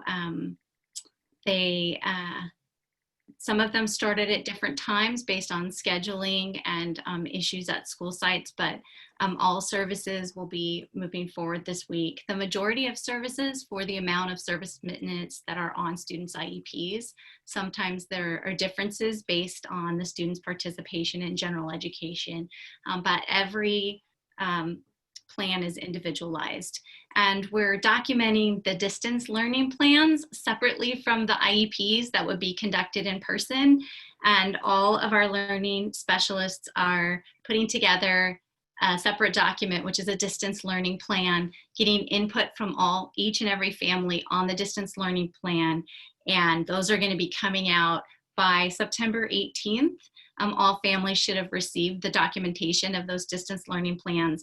And the distance learning plan is something that would be basically in effect if school was closed for longer than 10 days. So anything that might happen in the future, you know, fires or smoke or the COVID situation, or if we opened school but then had to close it again, the distance learning plan would be in effect. So students will have an IEP and a distance learning plan, just to make things more complicated. The distance learning plan is to be aligned very closely with the student's IEP, very thoughtful and individualized. It needs to be dynamic and change based on the student's needs. Sometimes our students' needs, we're finding, are different in distance learning than they are during the regular, you know, the old way, I guess, when we were all in person. They need to be created with input from all the team members and service providers, and especially with input and ongoing consultation with students' families, because they are seeing firsthand how it's going for their children. So, and then I know that there's been some questions from the community about it, or we had a question earlier. I just want to say that we have found some surprises where students that we thought wouldn't be engaging with the platform really are, and other students are finding it quite difficult.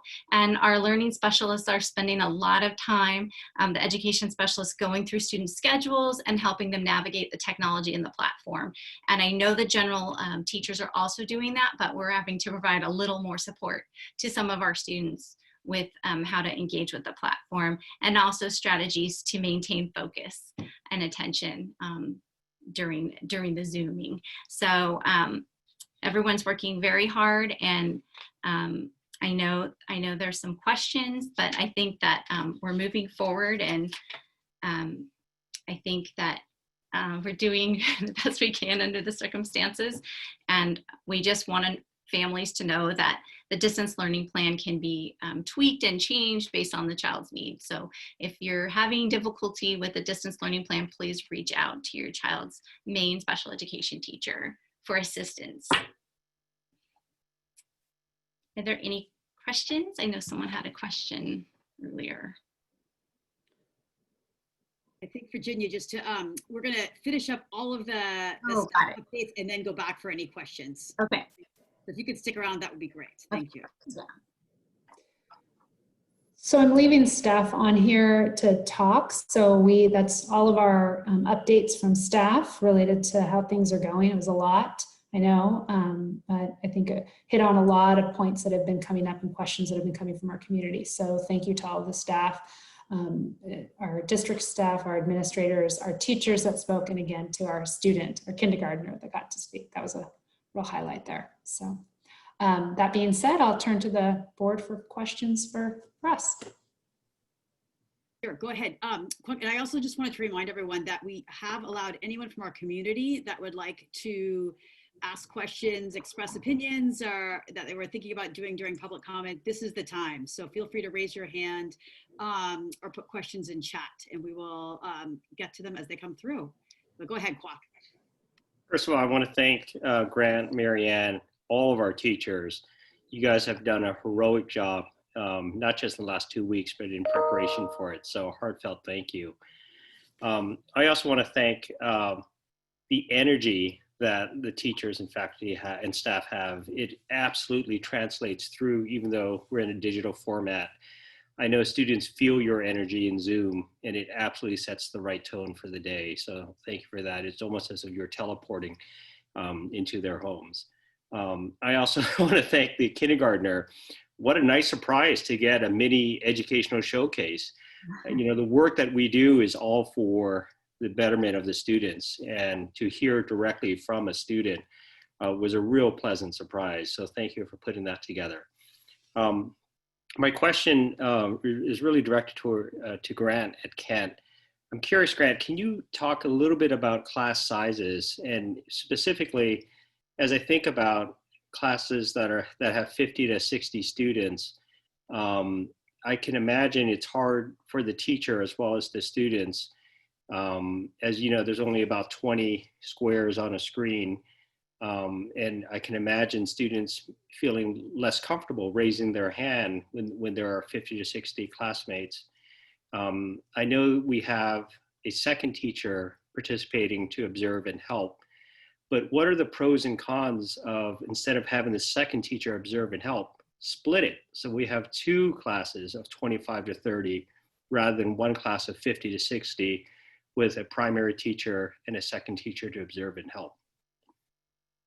So I'm gonna speak a little bit to this question and just start by acknowledging that you know, class size is important, I know, to our community and to our school district. I guess I'd like to start by saying I was listening closely at our site council meeting on our glows and grows, and I was I won't say surprised, but I just noted that not a single person mentioned class size as something that was an issue so far.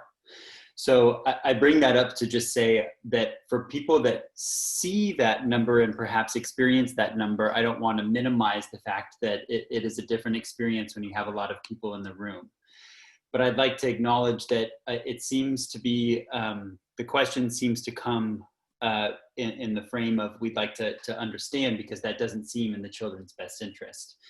So the reason that I'm not just coming out with, well, Kwok, this is the answer. And the reason is because it's complicated.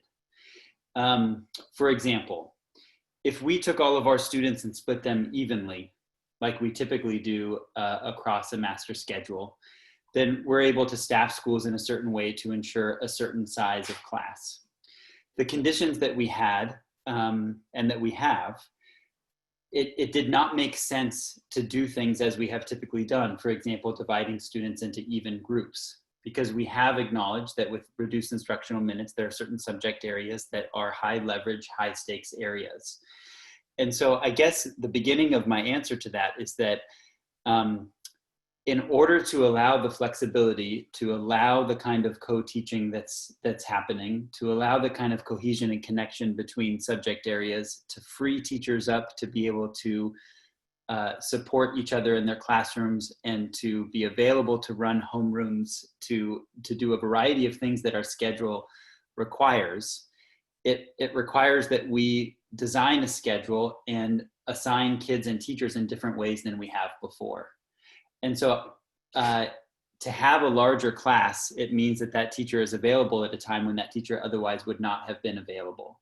And so I guess that this would require kind of a more extensive analysis and explanation, which I'd really be happy and actually honored to have the opportunity to present. But the initial response to that question is that in order to do some of the things that we felt were critical to do to provide the kids the experiences that we'd like them to have with our school and with their learning this year, we had to get creative and flexible in ways that we haven't before. And one of those things was the way in which we assigned students to classes and sections of classes. And so it's just not as simple as saying that we can divide them evenly and have the same size classes that we're accustomed to in all subject areas and classes. If you do that, then you limit your ability to do some of the other things that we've identified as important.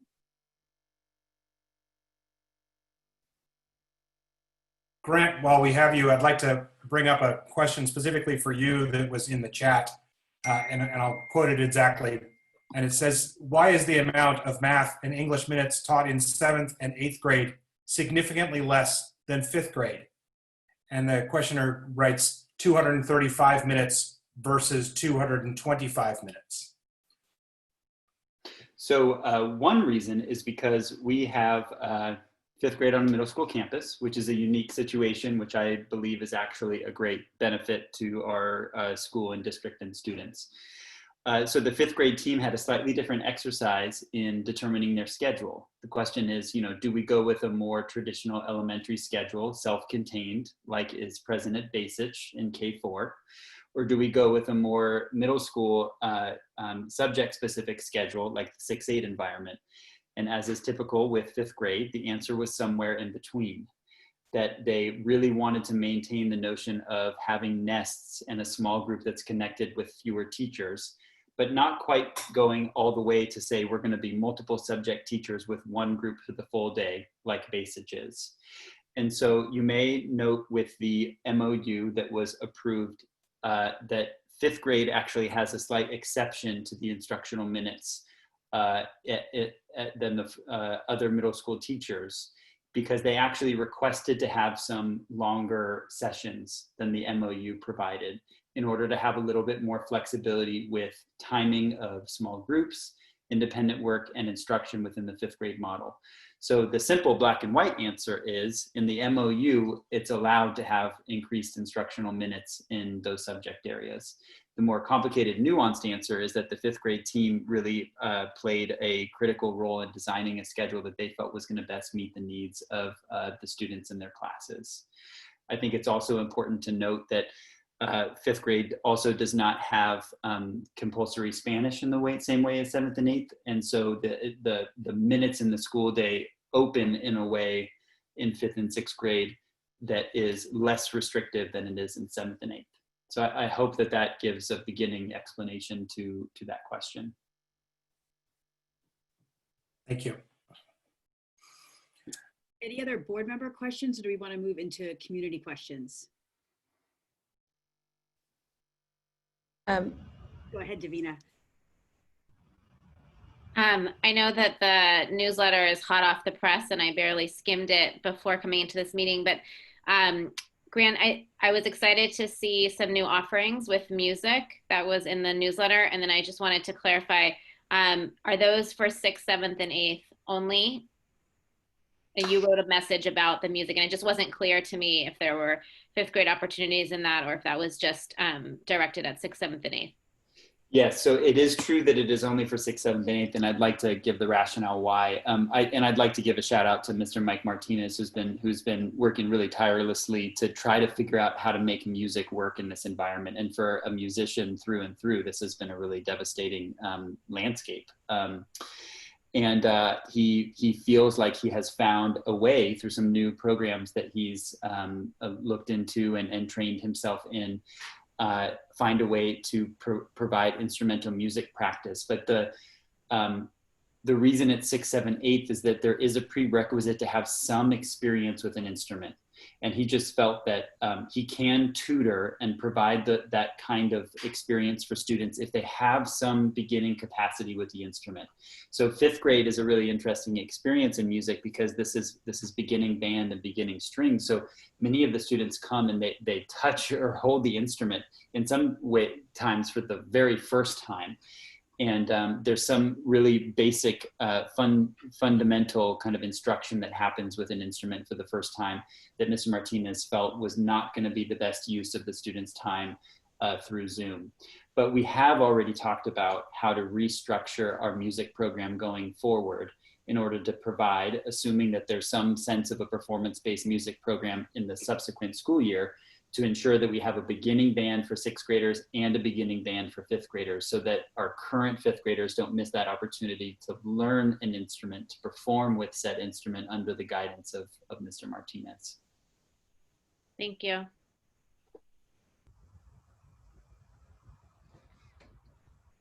Heather, I have a couple more from the chat if you'd like me to go ahead. No, let's go ahead. Okay. A specific question on special ed. The comment quotes, I've been helping out with a special ed student and see how difficult it is for her to access her schoolwork using distance learning. Her mother, who's an essential worker, has now hired a nanny to assist her during school hours. I wonder about those who do not have access to help and may be falling through the gaps. When is the earliest we can expect to see special ed kids return to the classroom? Well, I'm going to go ahead and try to answer that a little bit, and then Virginia, if you want to chime in. So one of the things I talked about earlier related to the new phasing model from the Blueprint for a Safer Economy is that phase 1, phase 2, going from purple into red. I identified that there were students with specialized needs or services that would be considered for alternate services or be able to access services based on their current engagement, and that would include students with special needs. So as we think about in-person instruction and slowly bringing children on campus, we acknowledge that there's some that are being more impacted than others for a variety of reasons. And so for that reason, we think it's important that we prioritize those needs and start small so that we can get to those students sooner rather than later. I hope that helps clarify. And Virginia, if you want to chime in on any of that, that'd be great. I think our special education team has brought to my attention situations where they felt, there was an equity issue and that, we've tried to find ways to support the family. But I think that I agree with what Raquel said. We need to prioritize students and the most impacted when we start phasing kids back in. The kids that really need in-person instruction in order to make gains would be prioritized first. So, and that, is important. But I know we have some students that have families sitting right next to them. Others, family needs to work. Some have different kinds of equipment at home. Some have, headphones and some don't. And so we're trying to make sure that we can do everything. Some have siblings in the room and they're all talking at the same time and doing work for different classes. So we want to make sure we can support those families. And it's not ideal currently but we're hoping as we are able to open up more and more, we could bring some small cohorts back of kids with IEPs. So we're not hearing specific dates, but we're hearing that that's a priority for those smaller groups of kids with special needs of all sorts. I think we have to take our cues from county health agencies. So following up on that, there's a question in the chat about if we could explain the data issue that caused us to delay transitioning into the red tier, so why we're still in purple. I don't know, Raquel, if you want to take that. Yeah, I'm actually referencing back to the public health release that was attached to the newsletter that went out earlier today. On Friday, not Friday, on Wednesday of last week, had the chance to be in a meeting directly with Dr. Willis, and then he held a webinar, I want to say on Thursday afternoon as well. He seemed quite confident that based on our data that it was looking promising that we would be moving from the purple tier to the red tier. I was quite surprised by the announcement. I think even last night, I was talking with a staff member last night in the 10 o'clock news, we were hearing that Marin was moving. So when I look at that public release that came out, it basically says that there was just a cluster of cases and they wanted to re-review. So the state is just under review. I don't know that it's going to take a week or 2 weeks until they make another determination, but information continues to shift quickly. So I haven't heard directly from Dr. Willis. I just refer back to that press release that just came out this morning.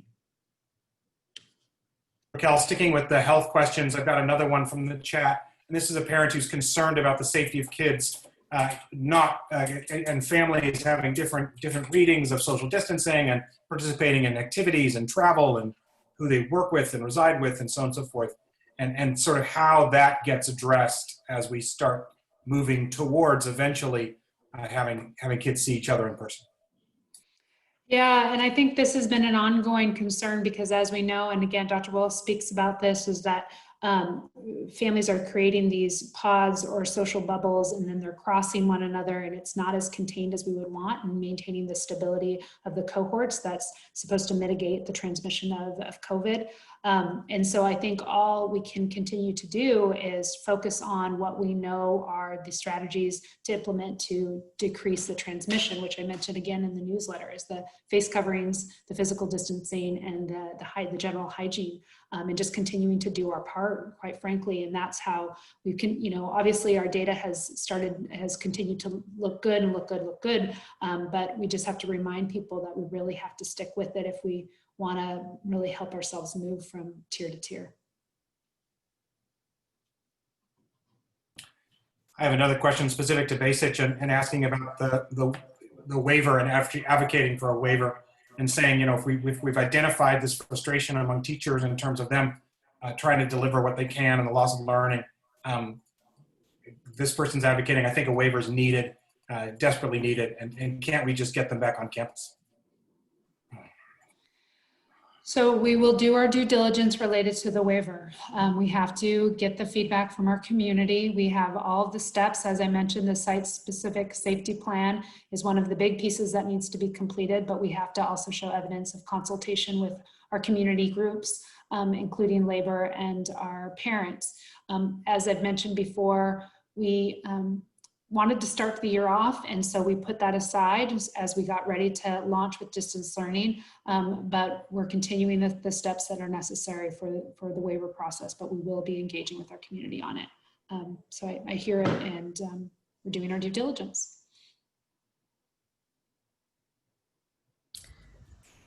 Continuing from the, go ahead. Sorry, I was going to try and help you with the chat because there's a lot pouring in. There's a question sort of following up on the phases, asking, just want to be clear that distance learning will be an option for all students no matter what their health status is and no matter what phase we're in. It has not yet been explicitly said that this is the case. Please elaborate. Thank you. Yeah, per Senate Bill 98, we're required to offer a distance learning option for students that are not medically able to return to school. So that is a requirement. We will have to offer something.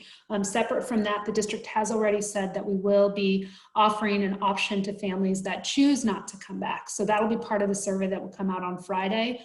Quite frankly, based on that information that's received, will help us really shape what that distance learning program will look like. I think you heard one of our staff members mention just a bit ago the idea of moving into the hybrid model and offering distance learning and in-person learning simultaneously feels a bit overwhelming. And so we really need to revisit exactly what is it going to look like. And depending on how much interest we have related to distance learning and how many people are required to have it, and then how many are choosing to want to stay there, will help determine exactly what that can look like for our families. I know there's a real interest in maintaining connectivity and having a homeroom teacher. And part of our learning continuity plan is really talking about maintaining that continuity for students. And so, you know, I believe we've had a strong start with our distance learning program. We don't want to lose that traction, but we also recognize the importance of in-person instruction for students when it's permissible. So we're trying to do that dance to meet all the needs. And so I guess I'll end with being very explicit. Yes, there will be a distance learning option. It's required per law. And we also want to provide that flexibility to our families who choose to go that route. Another question here for Grant. Is there any way besides a middle school student's own initiative to participate in small groups during the independent study/break periods? This person's student will, they state, will likely not go on her own when she could otherwise hang out in her room.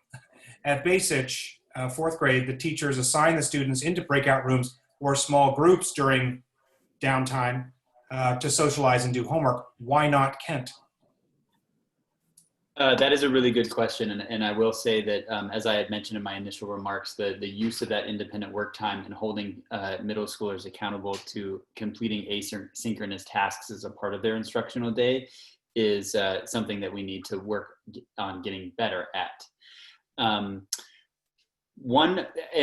suggestion was made to me by a parent yesterday about this notion of having the kids work in small groups on tasks versus protecting small group time for teachers to be working with students. So that was interesting because I thought it was an interesting idea. It's something I'd like to learn more about and to get some feedback from some of our teachers. We had been reluctant to release students to work in small groups together on school-supported Zoom sessions.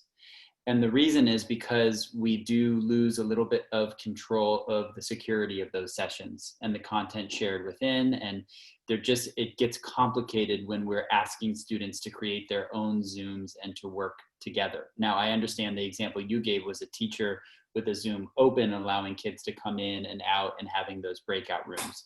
So that's something that we're going to have to look into more detail about how we might be able to create the conditions for that at Kent. I will say that we've built the schedule around live sessions that teachers are responsible for per their MOU. That small group time is for teachers to invite students into those meetings, and it is time that teachers are expected to be having live sessions with students. The idea was that teachers could direct who they most needed to see for either continued practice or extension. And this is one of those pieces that we're continuing to refine and to get better at. This is one of those pieces that wasn't completely determined at the start of the year because the teachers need to know which kids need extra support in which subject areas. But the independent work has been there and assigned. And so for me, the work is cut out for us. Number one, to determine how students are invited and how we're holding them accountable to coming to these sessions with their teachers when they're invited. Number two, to make sure that students know what to do with their time when they're not invited to that session.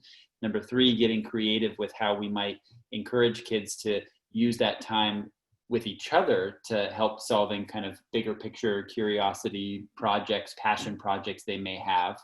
And then just really making sure that we're holding kids accountable for any of those things that we're asking them to do. Coming to the sessions with teachers, finishing the work that's expected of them, and sharing with us how they're using that time throughout the day. So there is certainly work for us to do in that area, and it is one of my priorities to dial in and make sure that we're really leveraging those minutes as best we can. Grant, sticking with you, and then we have a basic question. Two questions combined. One is regarding the Kent schedule between the recess break and independent study. I feel this is too much independent time during an already shortened school day. And another observation that this person's student feels that my student has completed all of his work before the last homeroom is dismissed. We're being responsible in keeping him home and not congregating socially, but there's a lot of hours in the day to keep them off their phone, computer, gaming while the parent is working or helping other students. So a combined question about the amount of free time and the shortened day. Yes, I think I've spoken to the amount of free time. It's not designed to be free time. It's asynchronous tasks that total 90+ minutes a day. And if you look at each grade level schedule, you can see articulated what those assignments are. I think one of the challenges that we're running into is that as a K-8 community, we're valuing the importance of daily independent reading. Now, from the perspective of some of our students, and I would imagine this perspective of some of our families, that's a non-assignment because it turns into the noise of part of just the daily experience. But that's a critical assignment. I might suggest that's the most important thing that our kids do each and every day. What also kind of falls back into that kind of noise of the daily experience would be the daily physical activity, which gets logged on a fitness log, and our PE crew is doing a variety of ways to try to incentivize that, including the September Fitness Challenge. So, these are elements of the school day, which were a part of the element of the school day when we were in person. And yet we could hold the kids accountable for reading in our classes and stopping and making jots to confirm their comprehension. But when they're at home, they say, I don't have anything to do. I'm going to play a video game instead. But we don't have a captive audience during that independent time to ensure that they are actually reading in a way that's boosting their comprehension of the text that they're engaging in. So I think a part of our challenge is around accountability on those types of assignments. And then to your second piece of the amount of work, this is a really difficult thing to get correct. We have some families that allege that the expectations are too high and that we're still in a crisis state and they don't want their kids to be thinking about school all day. And then we have the opposite, which is the point that you had just made. There has to be a happy medium. And I think asking for consistent feedback from our community is going to let us know when we've reached that balance place. But I hear from you that this particular community member, and I'm sure others as well, are feeling like it would benefit their children to have increased time on task. And so I'm absolutely taking that into account as we determine our path forward. Shifting to a basic question, this is for Marianne from the chat. Is there a plan to open the library at Basich so kids can go in and check out books? That is a great question, and we want to open our library for kids to check out books, but not to go in at this time. So we're trying to figure out, right now people are returning their library books. It's pretty easy to come to the office, and we have a box here in the office, but we're trying to figure out a safe way to have kids select books and then have books outside the school for them to come pick up and then safely return them. So it's really a logistical question that has to do with safety, and we just haven't hammered out all the details of that yet to make it happen, but we definitely want to do that. And Susan Warnick in our library is motivated to make that happen. So right now, teachers are working hard on helping kids with digital libraries and places where they can read level books. So we have several different applications and programs where kids can, RAS Kids, where they can find books at their level and those kind of things. But I know it's not the same. So it's definitely on the list. There's some questions here, Raquel, about the plan for returning and hybrid and cohort size and stuff like that. I would suggest that, I'll leave that to you to how you want to address that. It seems like it's in the future, but people are advocating and asking for where is the plan? What is the plan? And I know you have one, so maybe you could share where people could see that.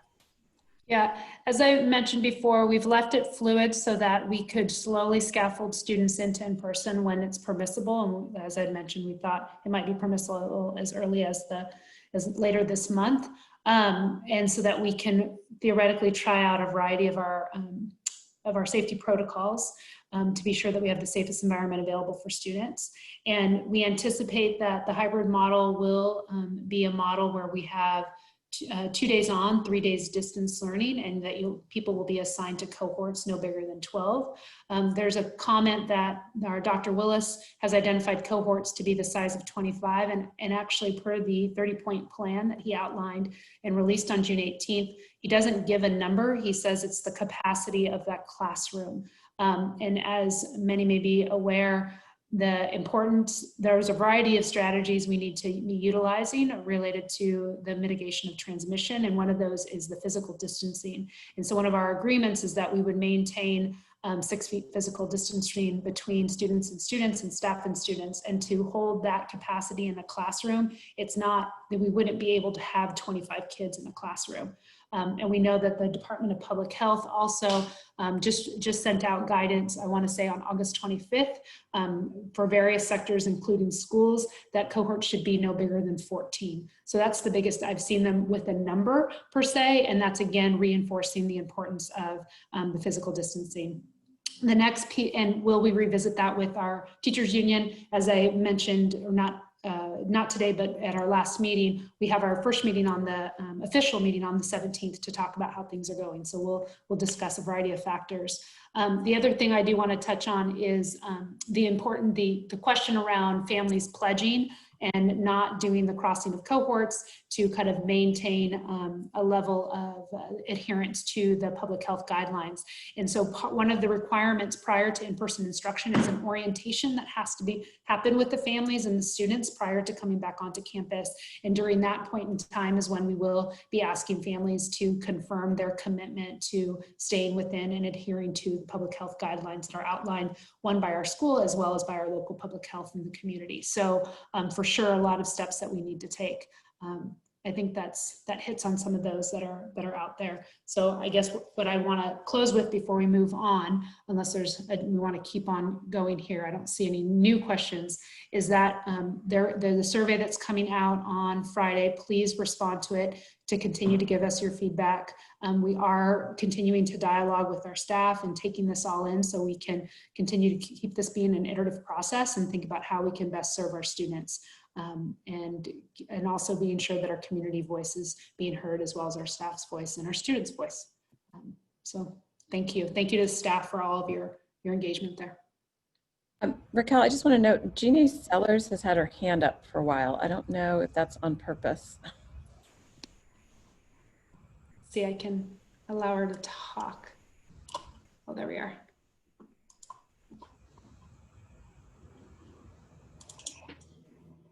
Hi, am I on? Yeah. Yes. Hi, so this is actually Jeannie Sellers' daughter. Oh. I know it comes up as her name.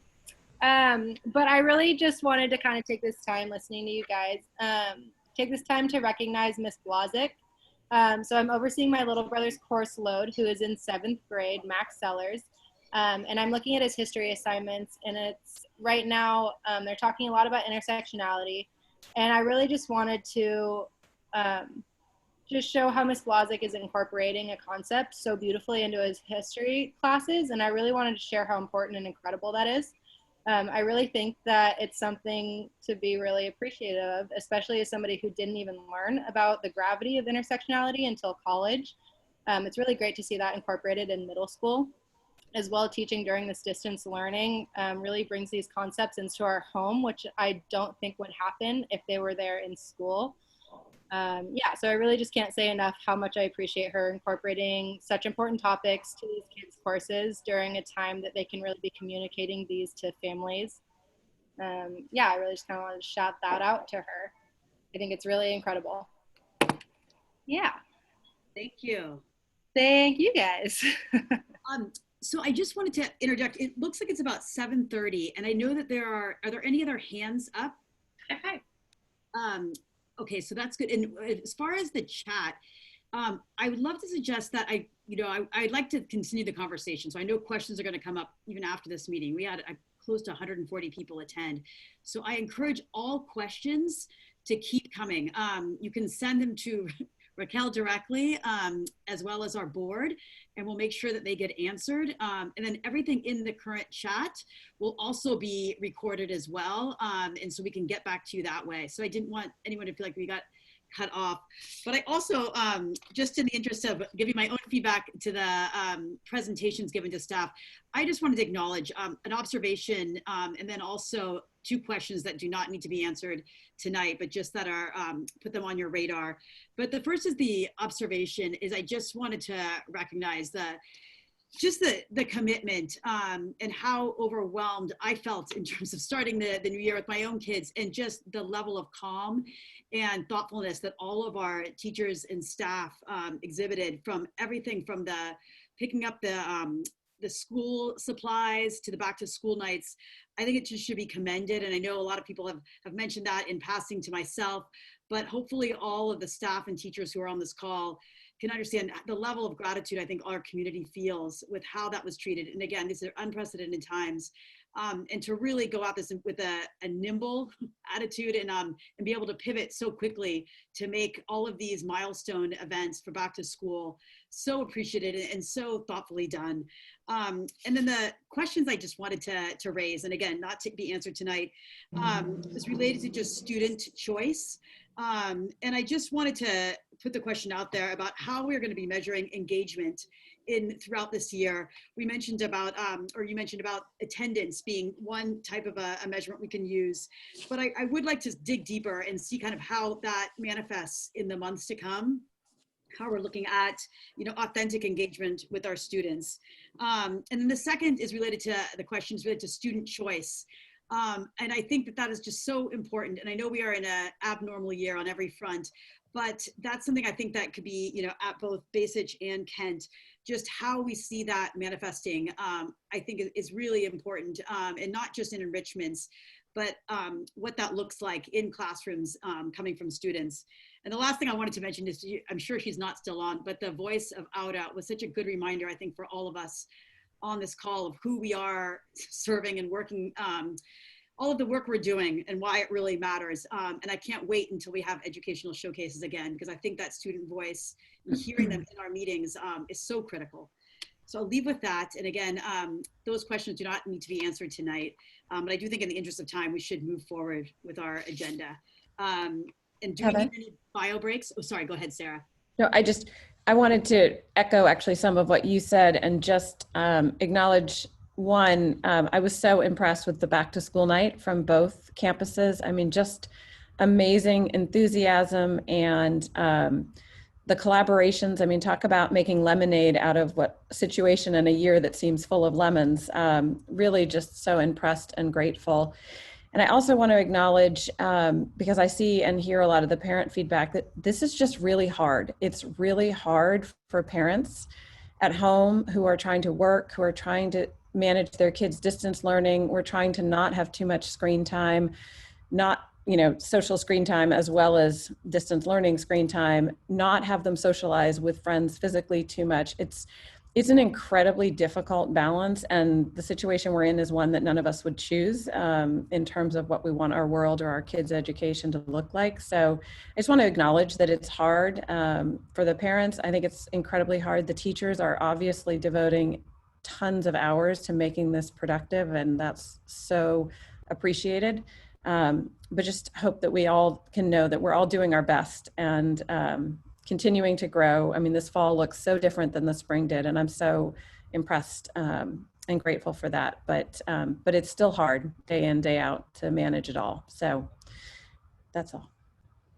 Thank you, Sarah. No, that's good. Good reminder for us all.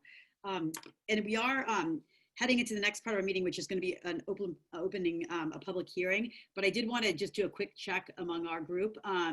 Does anyone need a bio break, or is everyone doing okay moving forward? Raquel, I know you've been on for a while. Are you feeling okay to keep moving? Okay, and let's move forward. Okay, so with that said, we are on letter M of our agenda if you're following along. Is there a motion to open a public hearing on the learning continuity and attendance plan. So moved. Thank you, David, second. Discussion? And this is also open to our entire community, I should mention, because this is obviously an open public hearing. Heather, do you want me to give quick background? That would be wonderful, thank you. Okay. And this really fast, I'm sharing my screen, or not really fast, but just a real general overview for people to have. So the learning continuity and attendance plan, this is a new document that we're needing to submit to the state based on a requirement that came out at the end of last school year, specifically related based on the COVID situation. So there's two main purposes here. One is the notion around funding stability while providing information at a local level to maintain learning continuity. And so all while we're dealing with the COVID-19 crisis. And the idea was that we would concentrate our summer on focusing on how we were going to develop a plan for our students through balancing the needs of our stakeholders while streamlining the engagement process. So this learning continuity plan takes over what would be the 2021 local control and accountability plan. It's a combination of the LCAP and a return to school plan. And so we have posted, you'll see this picture here to the right of the screen, this dynamic, we renamed it Dynamic School Guide because it continues to be updated and changed, but that really has all of the information related to our guiding principles in terms of developing our plan for this year. And then also it outlines all of the safety protocols that we've put in place. The plan has these key components to it. So stakeholder engagement was the first, and the way in which we did that was through our community and staff office hours, the road to returning to school task force committees, the stakeholder surveys, the student focus groups, and parent education that we hope to engage in now that we're all launched. Continuity of learning, it was a lot of the feedback that was received over and over the summer was this notion of increased live instruction, focusing on the core academics, but not losing our enrichment. So thinking about how we could integrate that, embedding the social emotional learning, targeted support for students, and so that they could be sure they were accessing their learning. We're hearing the feedback related to the schedule. Obviously, that is something we also named in the summary of our plan, is that has been an area that parents have brought forward of a concern related to our schedule. And so we continue to hear that and think about how we can continue to massage what we're offering to our students. Another component is around the social emotional well-being. Really clear that in this time that our kids, our parents, our educators, we are all just have this higher level of angst because it is such a challenging time. Today I had my window open for just a bit, went out of the office, came back, and the desk that I get to work at had ash on it. Right. And so we are right now in a situation, we have this massive heat wave, we've got fires happening around us, and we're living in a global pandemic. So there is just a lot of angst for our children, for us as adults, for our educators. And so really focusing on professional learning related to social emotional well-being, embedding those SEL strategies during the school day, and having some form of screener for our students. Also, the notion of increase and improved services for our targeted populations. And this would be our students that are socioeconomically disadvantaged, our English learners, our foster youth, or our homeless students. And so we've targeted school supplies for these students. We've targeted lunch services for these students, technology tools and connectivity, counseling, intervention, enhancement, and outreach. And all of this is able to happen through the learning loss mitigation funds that many may recall. Earlier this summer, the board approved some buckets of money that we could support. One, essential protective equipment. Two was having additional materials and supplies and learning applications for our students. And three was the professional learning and collaborative time for our staff so that we could be as ready as possible while we got to serve our students. So this is just a real general overview of the document that you have in front of you for our public hearing. Wonderful. And just for our members of the public who are attending, if you wanted to see a copy of it, it is attached to the agenda, which if you are unable to access the agenda is on our website under Board of Trustees. In fact, maybe we could put the link in directly. So if anyone wants to view the document, they could do that. Or is that possible right from the? I'll put it in there. I'm not sure they all see the chat, but I will put that in there. Okay. Just as a point of reference. So I guess this is the time, if there are any questions, concerns, this is the time to raise them from fellow board members or from members of our community.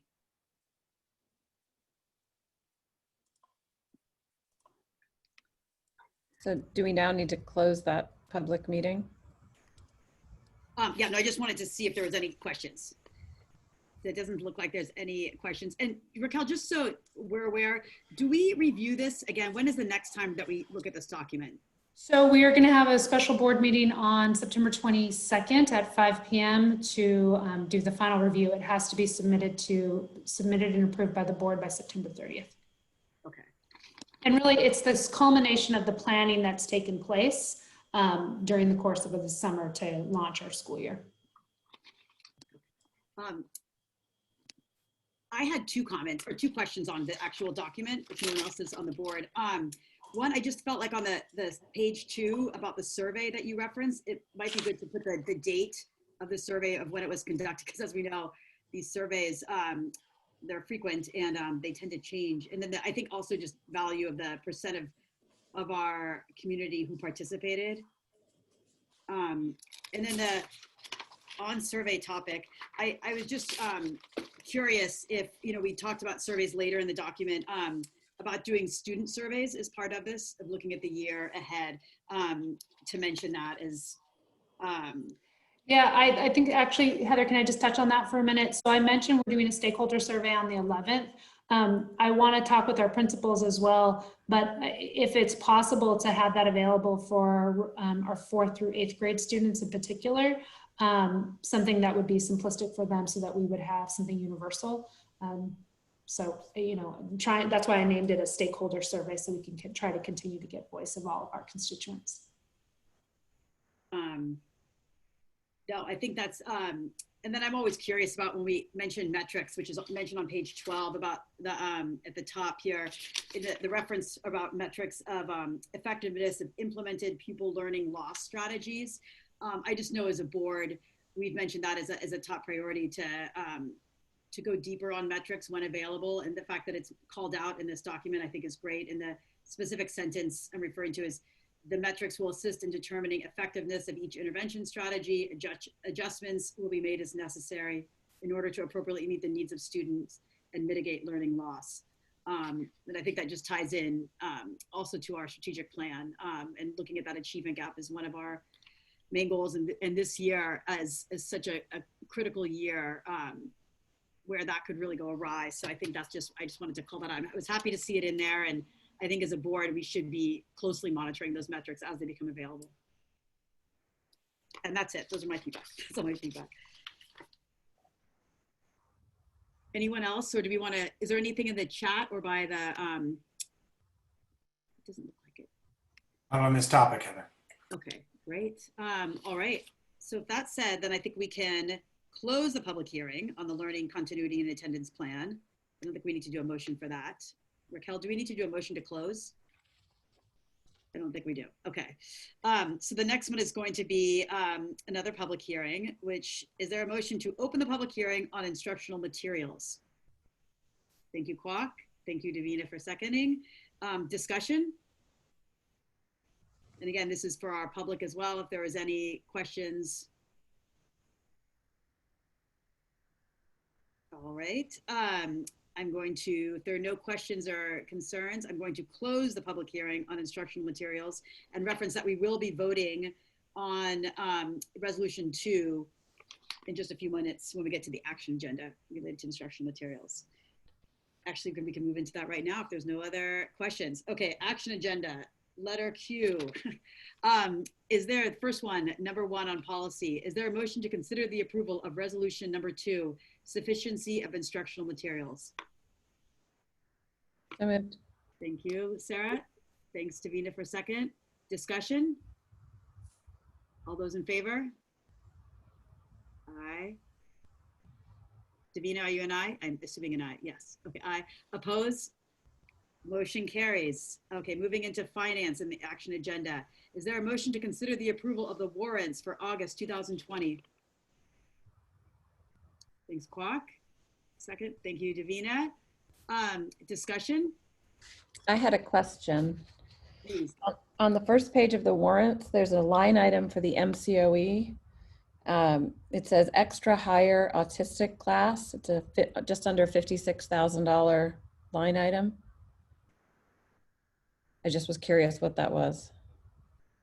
I'm going to guess that that was a one-to-one support, but I would have to lean on Virginia to confirm that. So Virginia, if you can raise your hand, or Kirsten.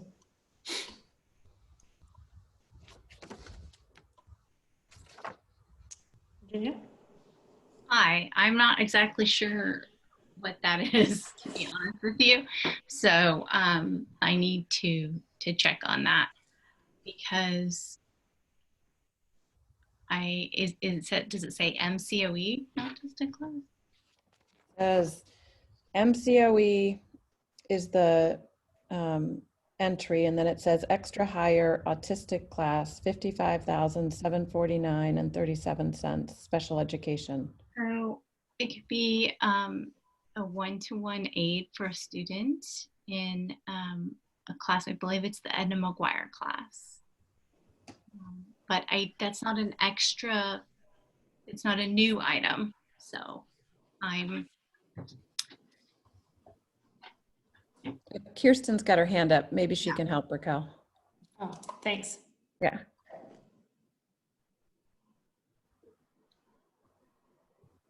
She needs to unmute. Sorry about that. I was just going to say if you wouldn't mind, if we could get back to you at the next board meeting, because I concur with Virginia, but I just want to pull that actual invoice and take a closer look at it. Yeah, we get billing from MCOE. This is probably part of the excess cost, but just to make sure we're giving you the correct info, if we could circle back, actually maybe in 2 weeks at the next board meeting. Yep, that's fine. And I'm sorry, I email these things ahead of time, and with the holiday weekend, I didn't get a chance to. I'm sorry. Not a problem. Yeah, no problem. I had one question, and I think this is going to be hopefully not a relatively easy one. It's the internet broadband increase. It looks like it's at, and I was just curious, it's going to the district, which I think is great. And I was just curious if this is something that we're going to be looking forward to. Is that going across the entire campuses? It's great. I mean, I'm just wondering if that's something that's going to be, we're going to see that, especially after Andrew's discussion that internet connectivity issues were an issue with some of our families. And I was just curious if that played into it. If it doesn't, like Sarah, I did not email this in advance, so this can definitely wait. It's not a high priority. Let us bring that back too, just to confirm. That way we give the accurate information. Perfect. With that said, even with the questions notwithstanding, are we prepared to vote? Okay, yes. All those in favor of approving the warrants? Aye. Motion carries.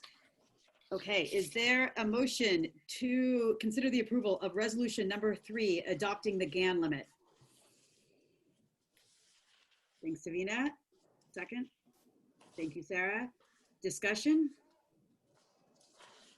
All those in favor? Aye. Aye. Oppose? Motion carries. Is there a motion to consider the approval of the 2019-20 unaudited actuals? Great. Oh my God. Sarah for the motion, Kwok for the second. Discussion? And I don't know if Kirsten, if you want to say anything about this. There's no pressure. I know you provided very complete reporting to all of us, but I wanted to give you the opportunity to speak if you wanted to. And I think you're on mute if you're. I think Raquel might have a slide that I'll just do a quick 2-minute to close out the year. So just to, this is just a, let's see, there it is, thank you. So the UA report, it's annual, that is due to the county office by the September 15th. And pending any audit adjustments, this represents our actual revenue and expenses, and also ending fund balances for all district funds for the 1920 fiscal year. So at the close of the year, combined general fund revenues were 18.8 million and combined expenses were 19.9. So at no surprise, we closed the year with a deficit. We tapped into our reserves to cover the shortfall, and at year-end close, the reserve level closed at 4.6%. So the reason I wanted to chime in was just to publicly say that the deficit was addressed last spring, and the beginning fund balances will be updated at the budget at first interim reporting period. So it's just something to note that the budgeting for school districts is continuous year-round process. We're always looking behind us. We're always looking ahead. So especially in this kind of funky, ever-changing environment, we're still attempting to work towards building back up the reserve and just having a really healthy financial picture. So the next report will occur in December, first interim, and that will have budget updates as well as the multi-year projections. Thank you. Great, thanks, Kirsten. Are there any questions from board members? Just quickly on this slide, I noticed the special education reserve is showing as 0. I know that's something that we tend to hold in reserve in case something comes up. Is that a normal situation for this time of year, or is this a decision that's been made? So these are actual expenses. So we use that reserve to cover shortfall and expenses. Got it. I understand that perspective now. Thank you. Okay. So it looks to me like we actually dipped below our mandated 5% reserve in actuality at the end of the year because we were down to 4.6. Is that right? Yeah, that's right. That's what the 1.6 in parens. There was, yeah. Okay. I guess from a process, can we put something in place to notify the board if we're going to dip below our reserves? I know the state one is by law. The district reserve is set by the board, but this is the first time that I've seen it dip below, and so I think we should be notified from process if you see this happening in the future. Yeah, the challenge is that you don't have your ending fund balance until you've closed the books, which is almost in hindsight. So we can monitor budget to actuals, but we're closing and then encumbering funds that are coming in after June.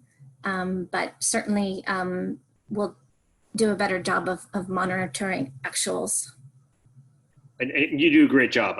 I'm just trying to think of forward. I just want to be more proactive, especially, for remedies in terms of curing this. Yeah. Potential future dip. Sure. Yeah, I mean, Kirsten, I agree. It would be great, although it's a somewhat of a surprise, but it's not a total surprise given that we knew we had a substantial deficit spend last year, and that was the reason we made all of those difficult budget decisions. So, but I think given that we're below where we would want to be, we need to be very, very careful moving forward this year, since our reserves are lower than we'd want. Yeah, I agree. Thanks. Not to just beat a dead horse here, but I did look back. I had the same reaction, I think, as all of you. But I looked back at from our June 9th meeting when Kirsten presented this proposed budget public hearing. And, it's interesting. I mean, at that time, obviously, it was like 6.31 was the proposed, and that was as low. And I remember thinking, oh my God, that's really low. But this is just for everyone in our community to realize this is the lowest that we've ever seen. I think you said, is it an all-time low? And I don't know how far back that goes, Kirsten, but that is concerning. And I did also want to highlight the fact that in that June 9th presentation that you provided, you did, state in your summary document that any unforeseen needs or requirements created by COVID-19 will require expenditure reductions to ensure fiscal solvency. So, you did give us fair warning, I should say, at that time. But I think as a board, this is obviously concerning.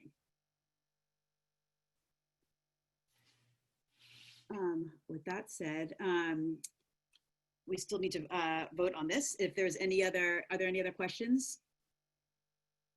So reminder, we are just voting on the approval of these audited actuals. All those in favor? Aye. Aye. Oppose? Motion carries. And thank you, Kirsten, for the presentation as well as all your hard work. This is by no means a criticism of anything you're doing. We appreciate it all. Okay, moving into facilities.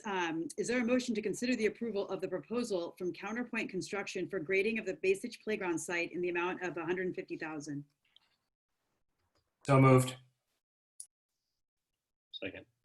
Thanks, Kwok. Discussion? And I know that you have a presentation or at least a slide, Raquel, that you want to. Yeah, I have this slide up. I'm looking to see if Paul is available. Paul, if you can hear me, if you can just go ahead and raise your hand, I'll allow you. Oh, there's the hand. Okay. There he is. Mr. Miller. Hi, guys. Thank you. Hi, Paul. Hi. Thanks for staying up so late for this. Yes. And the thing that I think we all need to know is that there's certain things that have to happen if we change the playground. And I think we're very clear that we have to change the slope of the playground to meet the new ADA standards, which Counterpoint and I are both suggesting it's going to be about $150,000. So what we know now is that KIC is going to put in 96.5, and there's going to be a deficit of almost $200,000 between the high-end playground and the grading and the base underneath to move this project forward.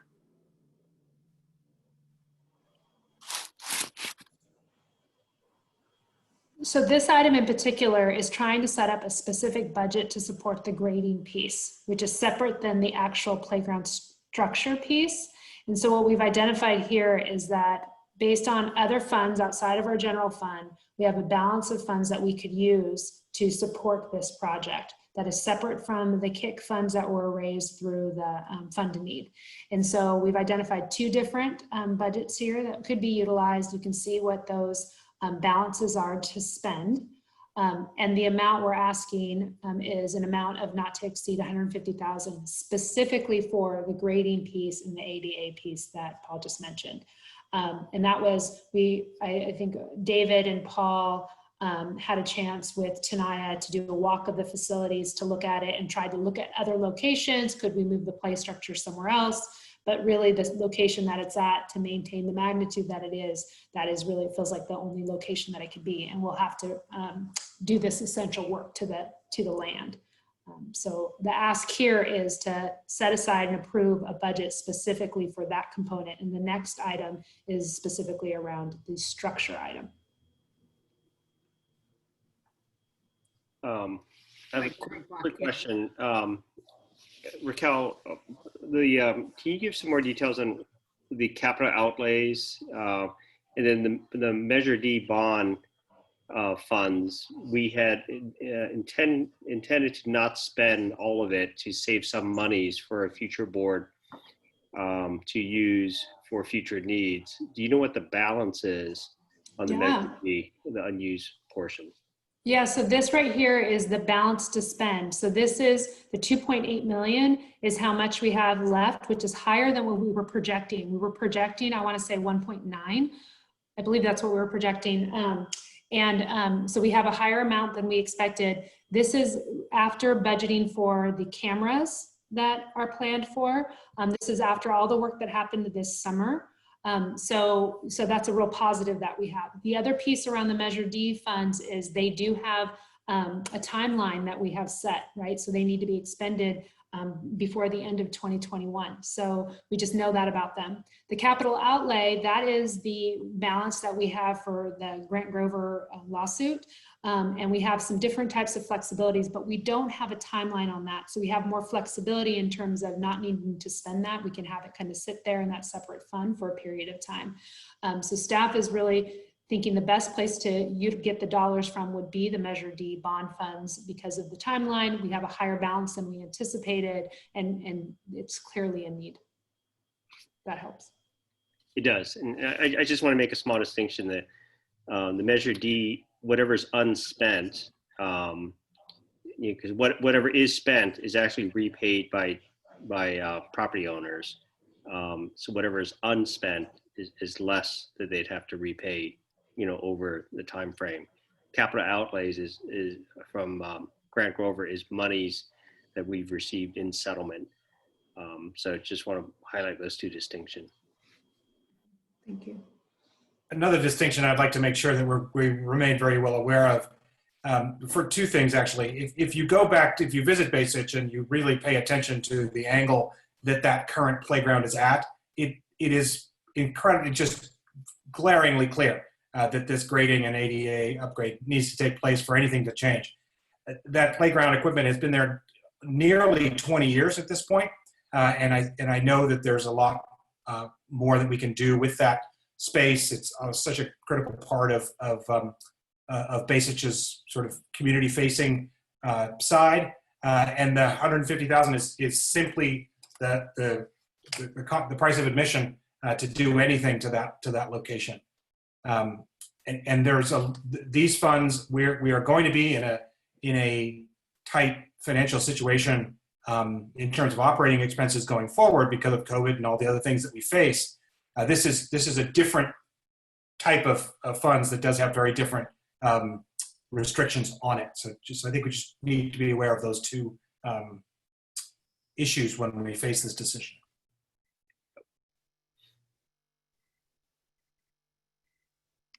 Any other questions or comments from board members before we vote? Okay, all those in favor? Aye. Aye. Opposed? Motion carries.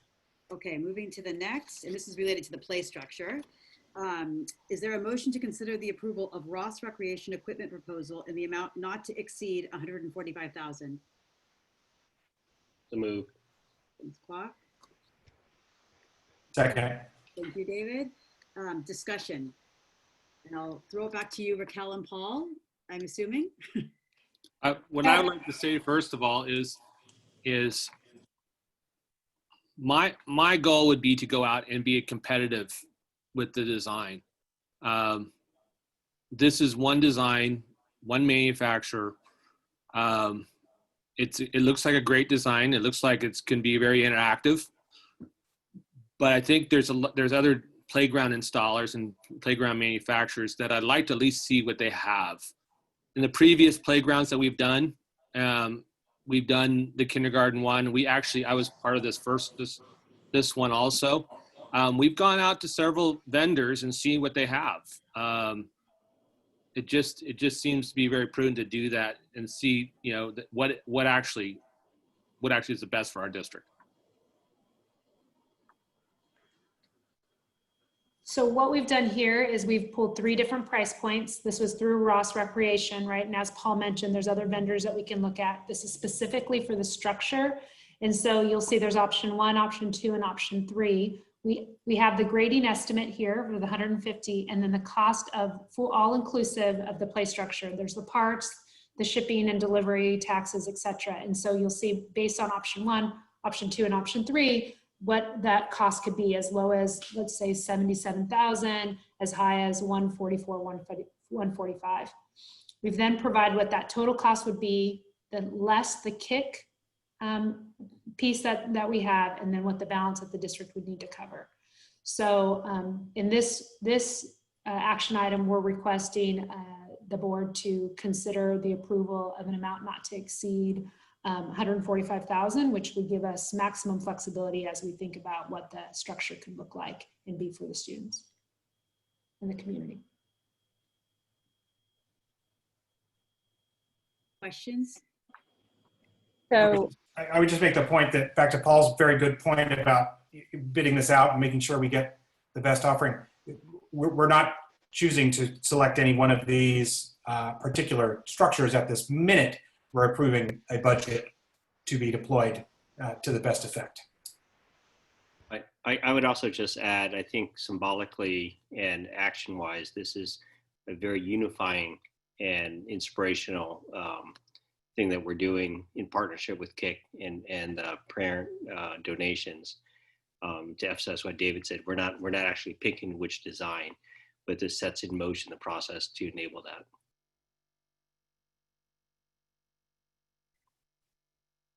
Any other comments?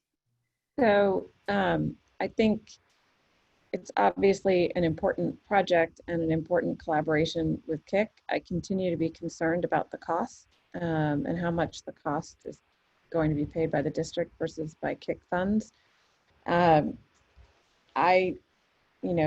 It's 150 just for the grading. If we authorize another 145, we're at almost $300,000 for this. I'm not comfortable with that. I'm not going to vote to approve a number that big.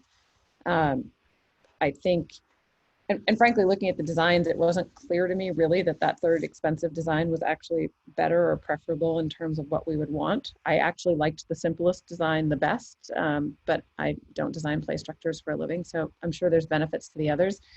But I'm not comfortable approving more than 100,000 for the structure itself. That puts us at 250, of which 150 plus is coming out of district funds. We may need more classrooms depending on the COVID situation and other things. And if we find ourselves needing these dollars for something significant, I don't feel comfortable spending more than $250,000 on this project. Thanks, Sarah. Any other comments? Do we want to propose a vote for 100,000? Is there more support? I mean, we can change the amount. Are there any other? I mean, I would support it at, up to 100,000, and then if you go out and shop it and really came back and felt like it had to be. I mean, we're meeting again in 2 weeks. I don't think you're going to get a design in 2 weeks, though. Even the best designers can't have something that fast. Can I give something clarifying just to be sure? So in terms of what would be required from the district, and I'm not trying to say do more or less, is just that, so if we look at option 1, you'll see the grading is listed there 150. The play structure is estimated at 77,000, a total cost of 227, less 96.5. So the balance that the district would need to cover is that 130. That 130 is inclusive of the grading.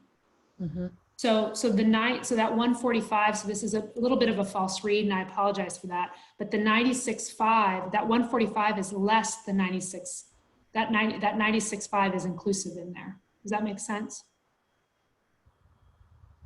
But then for the voting purposes, we just voted 150 and then it would be up to 145, but you're saying the net would be significantly less. Yeah, because the 150 is separate. So that was on that last item, right? The 150 that you guys all already just said yes to. So now it's specifically the structure. If the structure, let's say we went with the $77,000 structure, that is less than actually what KIC has for us right now. You see what I'm saying? So KIC has 96.5. My point is simply, I would hope that if what we went with is less, that KIC would help support the cost of the grading, since that's obviously a huge expenditure. I guess what I'm trying to say is I don't think beyond the grading, we should spend above what KIC is giving to us, right? So if they're giving us another 100,000, we could spend up to 100,000 on the play structure, but we're already out 150,000 on the grading, which again, I understand needs to be done. And this is an important project for the school, but I'm just concerned. I mean, fiscally, I feel like we need to be conservative. I have no idea what this coming year looks like. Yeah, I agree with Sarah. I took the first vote to be the 150,000 for grading. This is a second additional vote. And we can always come back and ask for more, but I agree with Sarah. I think we adjusted to 100,000 for this vote. I would be more comfortable. So just to be clear, this is a vote for the board to approve an expenditure of up to $100,000 of district funds towards the play structure. Why couldn't this come out from Measure D or the capital fund? It would. Yeah. It would. Yeah. And hopefully KIC is contributing 96 of it.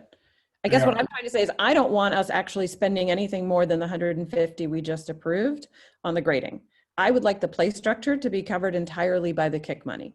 That's how I see this playing out, because it's a huge expenditure. So, if that's So like you would be comfortable authorizing an expenditure up to 96.5? I would leave it Yeah, at I mean, I rounded it to 100 just to be easy, but yeah.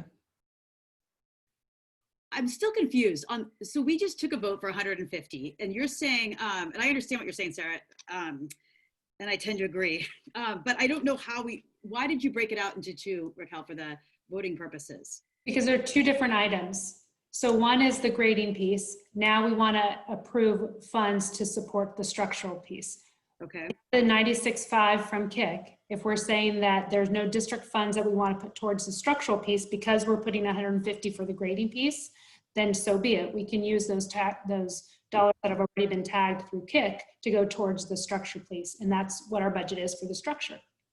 Or does the district want to add any additional beyond the grading? So that's the question. And so what we did here is we brought forward 3 different options. Yeah. And we listed the highest amount, recognizing there would be a discussion and that we could decrease it, right? So if we want to decrease it down to the 96.5, those are the KIC dollars, and that's what would be utilized towards the structure. And we have to approve this because we're getting the funds from KIC, and then we're going to budget this out. So that's what I was that's why we needed to do this, Heather. So KIC's not writing the check to the playground. We are. Perfect sense. Okay, I would be more comfortable with 100,000 because I think 96.5 is just false precision. Yeah, I said 100, but I think then David was asking if I was saying 100 in addition to the KIC money. And I wanted to be really clear that I wasn't. I'm saying 100, of which 96.5 would be reimbursed by KIC. If that makes sense. I want to make sure that was clear. Yeah. And the grading has to happen anyway. So. Davina, do you have comments you wanted to make? Are you okay with amending? I guess the question is, are we going to amend this, letter B, to consider the approval not to exceed 100,000 is the suggestion? Yes. Okay. Davina, did you want to weigh in? Or are you okay as is? Okay. I was trying to understand and listen. I'm fine. Okay. So we are going to amend this to, and I think to do an amendment on this, I guess we have to we can just say it to not to exceed 100,000. I don't need to, we don't need to start. That's all we have to, just say not to exceed 100,000. Okay. But I don't need to get a new motion in second, I don't think, because we're on the same one. All right, so that said, thanks everyone for your patience. All those in favor? Aye. Aye. Aye. Oppose? Motion carries. And again, thank you, Paul, for being available for this discussion. Thank you, Paul.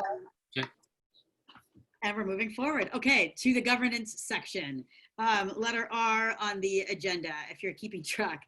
The first item is protocols, and it's the community service protocol. And I think we all have, oh, look at that. Raquel has it right here up for us as a reference.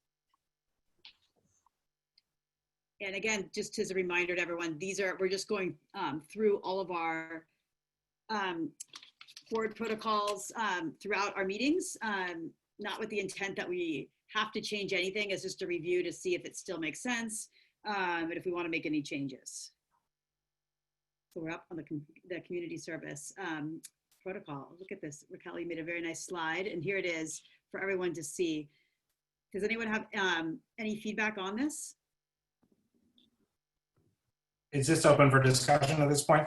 Yes, we don't have to do a motion in a second because these are not up for board approval. Understood. I just want to make sure that people are aware of the important addition of the Equity Committee and the Technology Committee, being responsive to our community and our board's interest in those two very important topics, even more important than when we addressed them last year. These are important opportunities for community members and board members to weigh in on these vital topics. And so I think we need to recognize that this is an important part of what we do, is including stakeholder input, and committees are an important way to do that. I also Oh, I was just going to say that I appreciate, and I just want to make sure that people know where this is posted, this the application, because this really isn't something where we're tapping specific people. This is really an all call to anybody that's interested. No prior experience needed. And once we have the group together, then we will determine the meeting times. But usually we get the group first, and then also need, since we'll have staff on these committees, we'll also need to be mindful of staff schedules. So it looks like this is a due date of September 30th, so that we can just kind of get the school year going. And then once we have all of the interest in place, then board members or Raquel can reach out to interested parties and and communicate back where we are with membership for the different committees. Is it posted on our website somewhere? Yeah, it's under the Board of Trustees webpage, so you can see it has all the information about the committees. And okay. The solicitation form has been in our newsletter for the last couple of weeks for people to complete. We have actually 7 submissions for various committees, which is great. But it's really important if we can get more people to submit that. And it's representing these committees that are listed here: the communications, the finance, nutrition and physical activity, safety, equity, and technology. But the more we can get our community engaged, the better. And the last thing to just mention on this, I know we're pounding committees, but these are always open to anyone from our public to attend. So if you don't want to commit to being a committee member, you are always welcome to attend all of our committees. So please know that, and especially since we're doing these remotely, it makes it even easier to attend. So we do hope that we get to more than 7 that show interest, and there's, I guess, a lot of time left, so that's good news. And the other thing I'll just say really quick is we are doing an outreach to people that had previously were on the committees to see if they want to continue. So we'll have some to go off of as we move into the new year. Perfect. All right. Okay, so I think that there's on the committee service protocol itself, it doesn't sound like there's any feedback from board members about changing it. I think it actually looks really good as is. I propose keeping it as is unless there's any feeling that we need to add or take anything away. All right, I take silence as tacit approval. So let's move forward from the committee service protocol into the board meeting highlights. Any items that people want to bring forward? I think obviously the excellent staff updates. And the kindergartner. Oh, if we could have like put her in a little. We need to bottle that. The mini educational showcase. Yeah, it really was. I know. And just on the highlights, I think it was very great, and kudos to you, Raquel, and to the whole administration for putting in the effort and soliciting the teacher input for the story on the ground.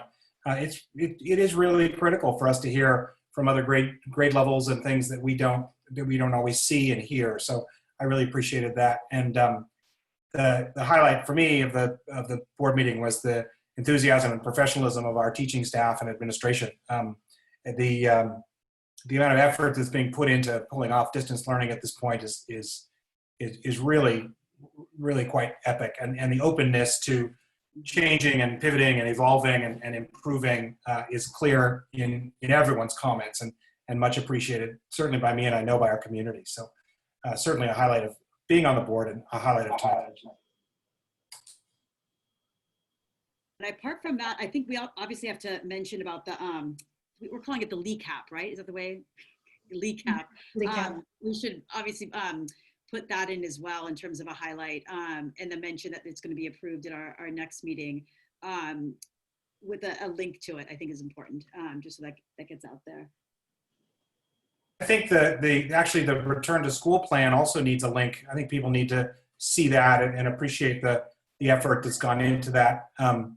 We have developed a high flex plan, and people we should be sharing it with people more proactively.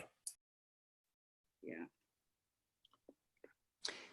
Yeah, when we send out the reminder, I got a suggestion to link the board agenda to that. So we'll do that moving forward, and all the reminders about the board meetings. That typically is the day before, but because yesterday was a holiday, it went out this morning.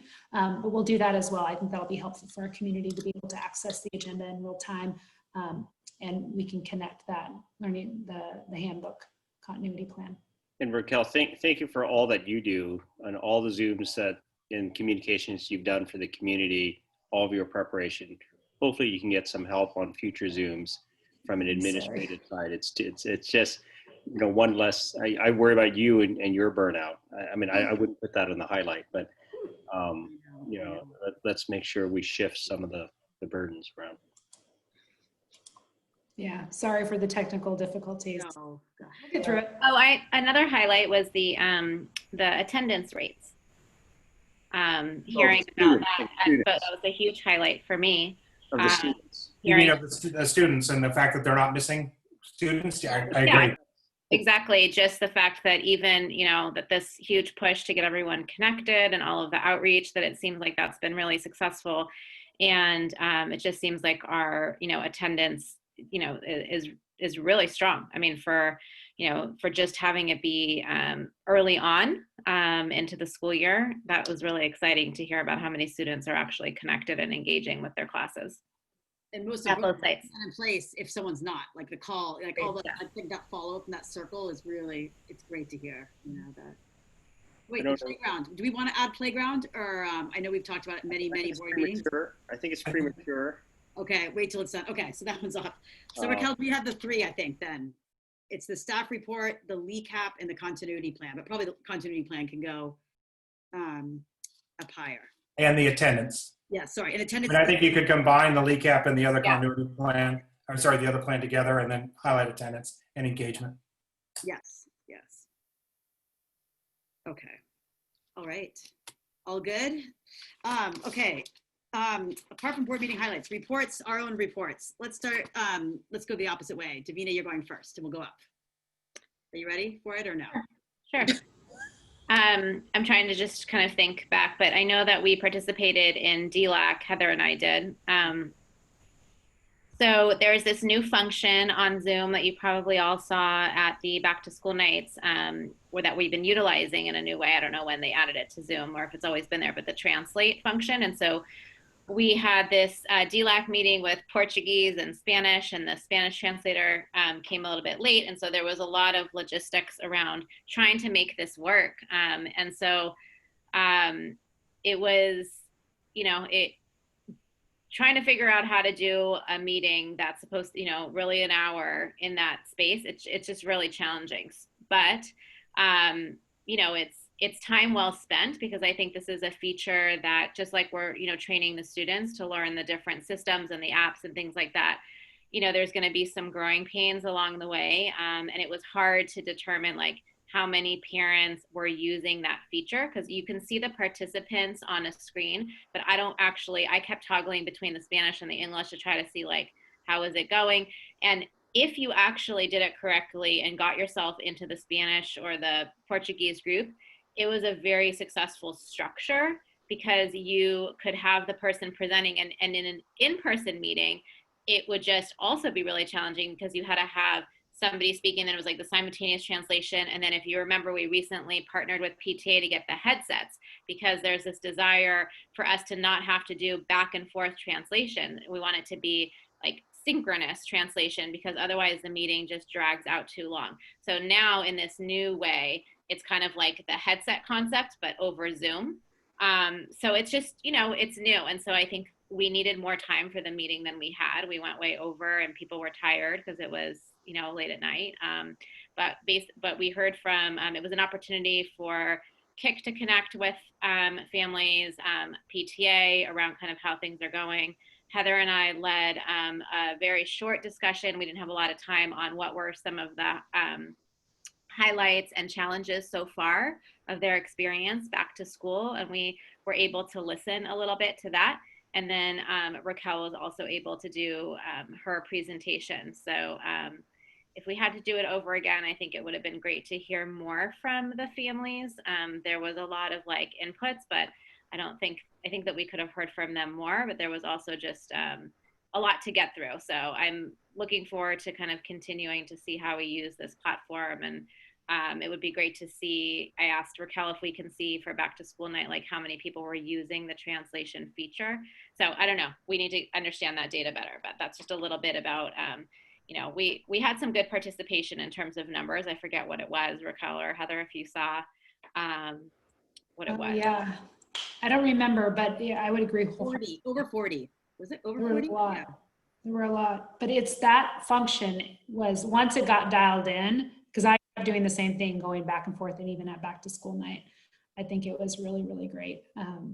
Having that opportunity for our community, it's huge, huge. But I can't see how we can see how many people are accessing it. So yeah, maybe there's a way for the translators once they're in that group to somehow monitor how many people they have with them. I don't know, we can offline, it's another question.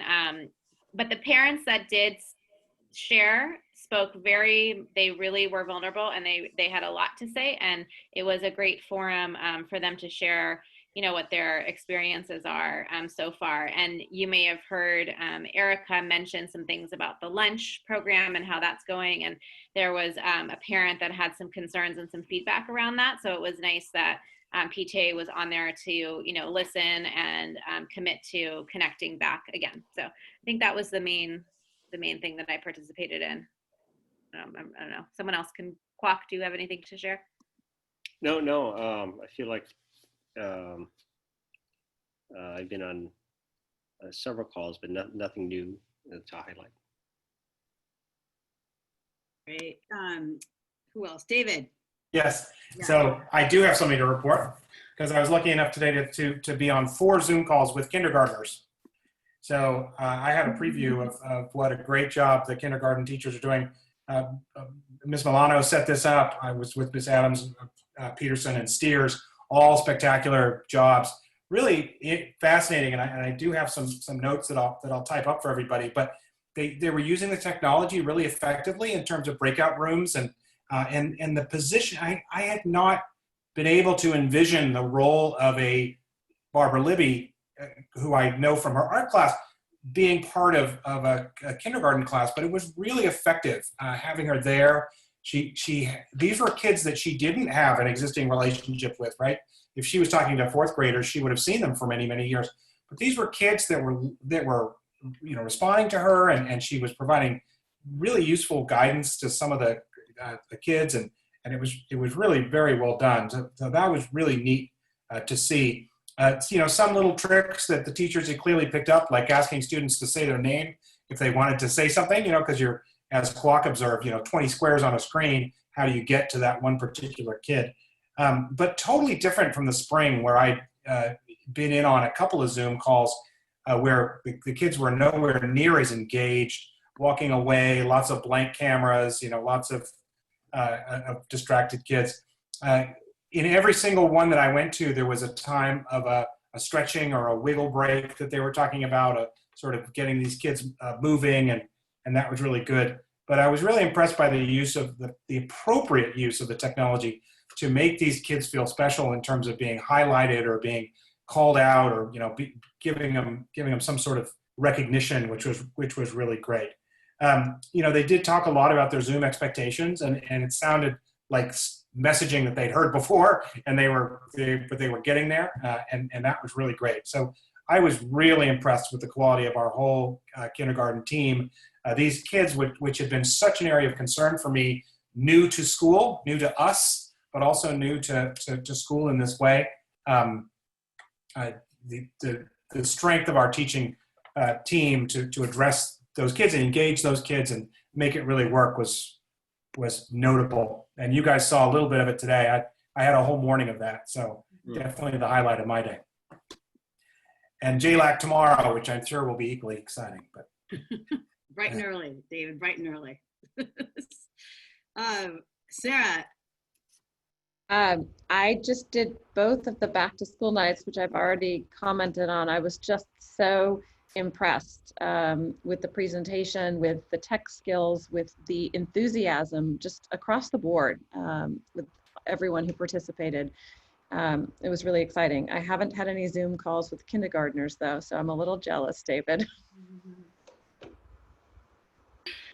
That's sweet.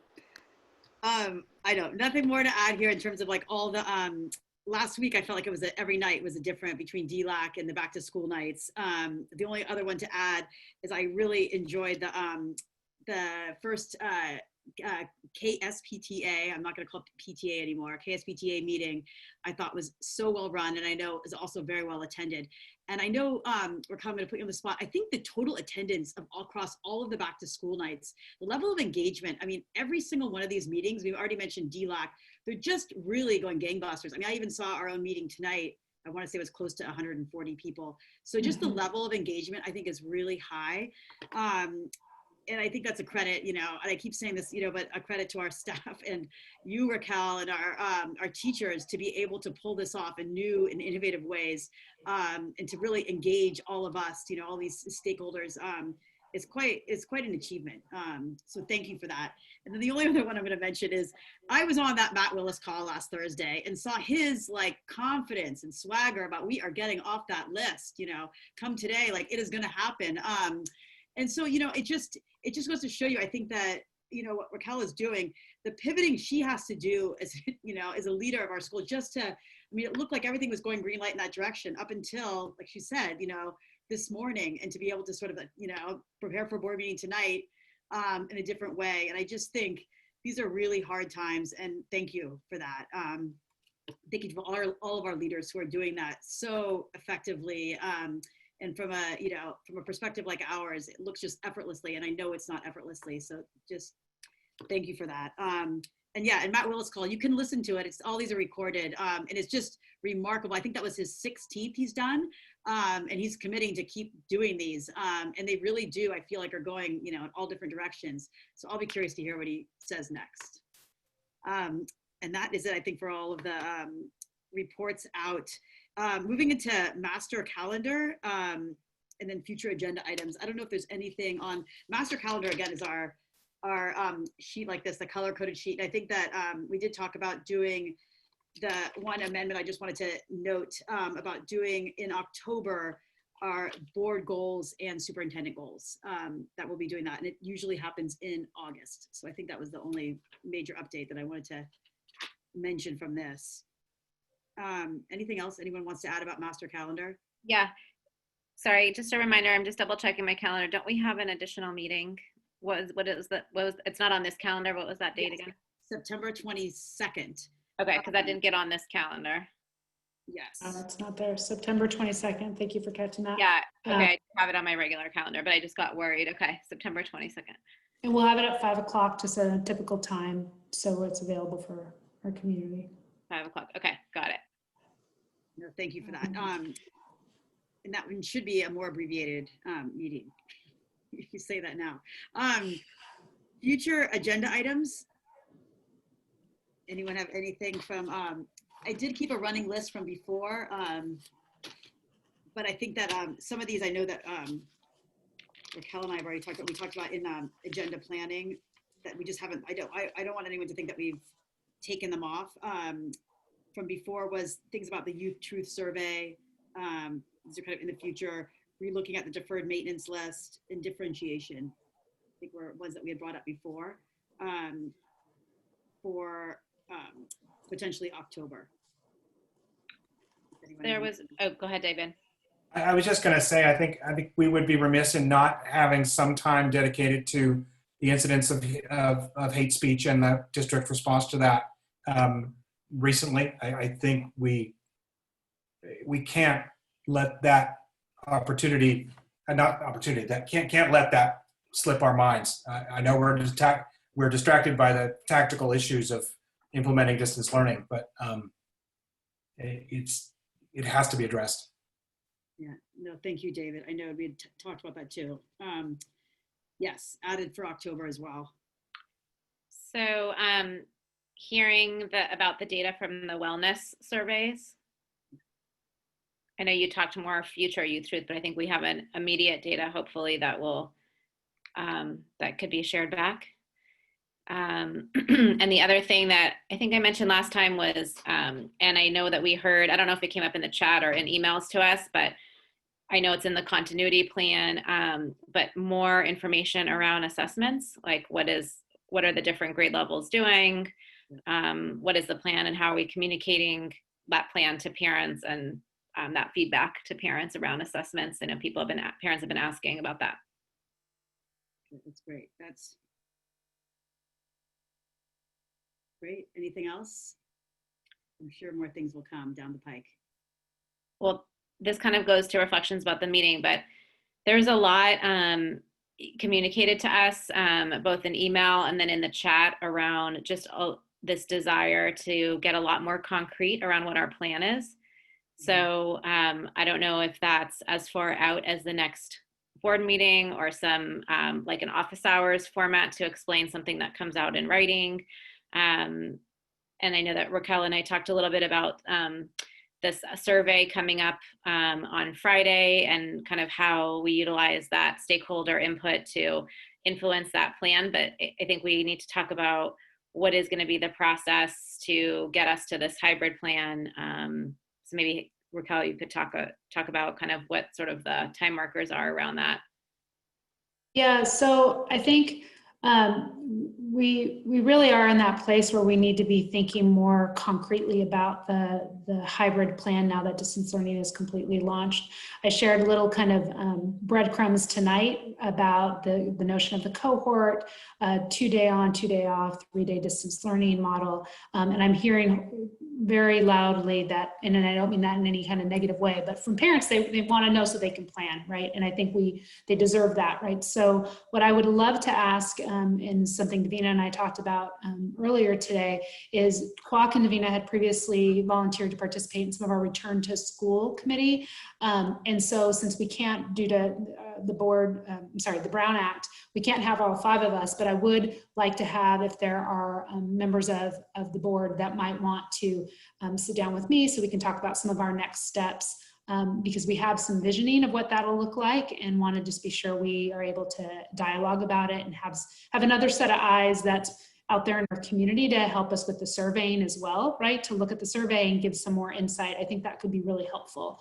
And then we have our first meeting with KTA on September 17th. I know, Heather, you'll be there at that, but also be able to talk about a variety of the feedback that we've received over time and just kind of thinking about that and thinking about how does that parlay as we move as we move along during this school year. So I don't know if there's another board member that would want to participate in that with myself. I'll happily continue with that. Okay. So if the survey is going out on Friday and today's Tuesday, are you thinking of that we would find a common time to check in? So one of the things that Raquel and I talked about was just, making, like, before the survey goes out, having other eyes on it, just to make sure that some of the feedback that parents have been putting out there, and that, we've been hearing from staff that there's a way to like respond to that in the survey, but then also not put out, plans that can't be fulfilled, like pie in the sky thing, like using sort of the parameters that we know that we have, so that, what we put out there is like a doable, like if we're providing options to people, that those options should be ones that we can actually fulfill. So anyway, so I don't know. So are you thinking, Raquel, that we would connect with you before Friday? Yeah, probably. Yeah, for sure. It would have to be probably tomorrow, if not Thursday morning at the latest. And I can send you guys the draft of what we're thinking related to the survey. So I think if you send the draft, I can respond to it quicker than coordinating time where 2 or 3 of us, can meet. Yeah. No, that'll be great. I love that idea, by the way, of continuing with Kwok and Davina serving in that role. Unless any other board members want to participate as well. That's fine. The one point I will make, Raquel, is there was a comment in the chat tonight about parents feeling like they weren't sure they had enough information to make a decision between this, distance and hybrid and this and that. And I know that that was an observation when we had our last survey. And of course, it's always going to be an issue with surveying viewpoints in such a fast-moving environment. It sounded like there was a little bit of desire to have a little bit more meat on the bone in terms of what the different buckets and different choices are. So I know it's time sensitive, so I thought I'd bring that up. Yeah, yeah. And some of it, it's like the cart before the horse or the horse before the cart. So it depends on where they're leaning towards to help us kind of come to more formalized plan. Because we also, whatever we offer too, just to keep us as pragmatic as possible, it has to be cost effective. Right. I mean, Absolutely. we have to be we can't bring in, we've got staff, we've got certain parameters that we have to stay within related to our budget too. I mean, we had a little bit of a discussion about how we ended the year, but we made some decisions as we started this new year when we saw the increase in our kindergarten enrollment, right, to not hire new staff and repurpose and think differently. So we have to be careful to not overextend ourselves and really continue to optimize our current staff. So if the survey goes out on Friday, just logistically, if the survey goes out on Friday, do we know like what's the turnaround time that we're going to tell staff and families and the state?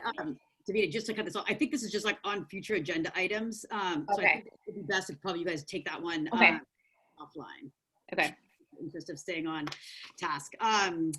Okay. Any other future agenda items though? Okay.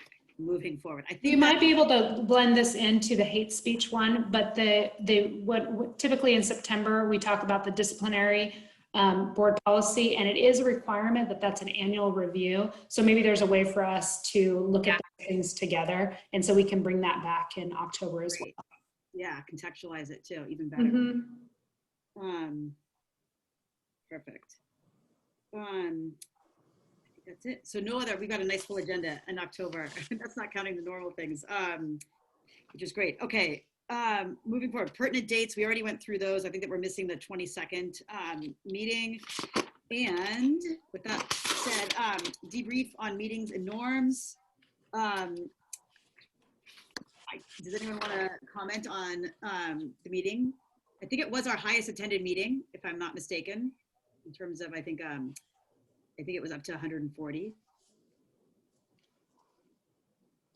Great. I mean, I guess I would observe that, here we are at 8:44. It's a long meeting, but there was obviously a lot to cover and a lot of interest. So it's just that balancing act. Yeah. And the tough thing is, there's obviously still more questions that would have happened. And I think that's the balancing act. And I don't know, we can talk more about how to do that. I think the office hours go a long way in relieving that pressure valve. I think where people, have questions, and I think we just have to make sure that's well advertised as a great opportunity to get all the questions answered. And hopefully people will utilize, emails and things like that. But I think the office hours are the time to really get granular about schedules, programming, and things like that. So. And we are planning to I am planning to bring back the office hours. We're just probably not going to be doing them as frequent and wanting to do them off when we have board meeting weeks. So I can get that scheduled together and push that out sooner rather than later, so it's available for folks. Because this is going to be a unique year. I know. That's what I was going to say. It's a hard thing to say. It'll die down. I don't know if it's going to die down. I also think what's going to help, to be honest, are the principal chats by grade levels, because then that's an opportunity to get really granular about what exactly is going on with this schedule and this, and I know those are gearing up to start up again too. So I think that's another great venue. But I know I do hear you, Dave, what you're saying about the length of this meeting. I think the chat feature is challenging. I think, David and Sarah try to do a really good job, and I worry about some parents' voices not being heard because we just miss scanning through, and not every chat is read out loud, but some of them are read out loud. And I know we move more quickly by having someone else read the chat, but there is something if we were in person, having people say their own words in their voice, because we risk paraphrasing for a parent that maybe then they can't come back and be like, well, that's not what I meant. So I don't have a solution to it. It's just what we're dealing with in this virtual space. But it is, I do notice that, we do tend to miss certain parents' comments on there. And I know that you're inviting other people to, email things that don't get put out there. So it's a challenge.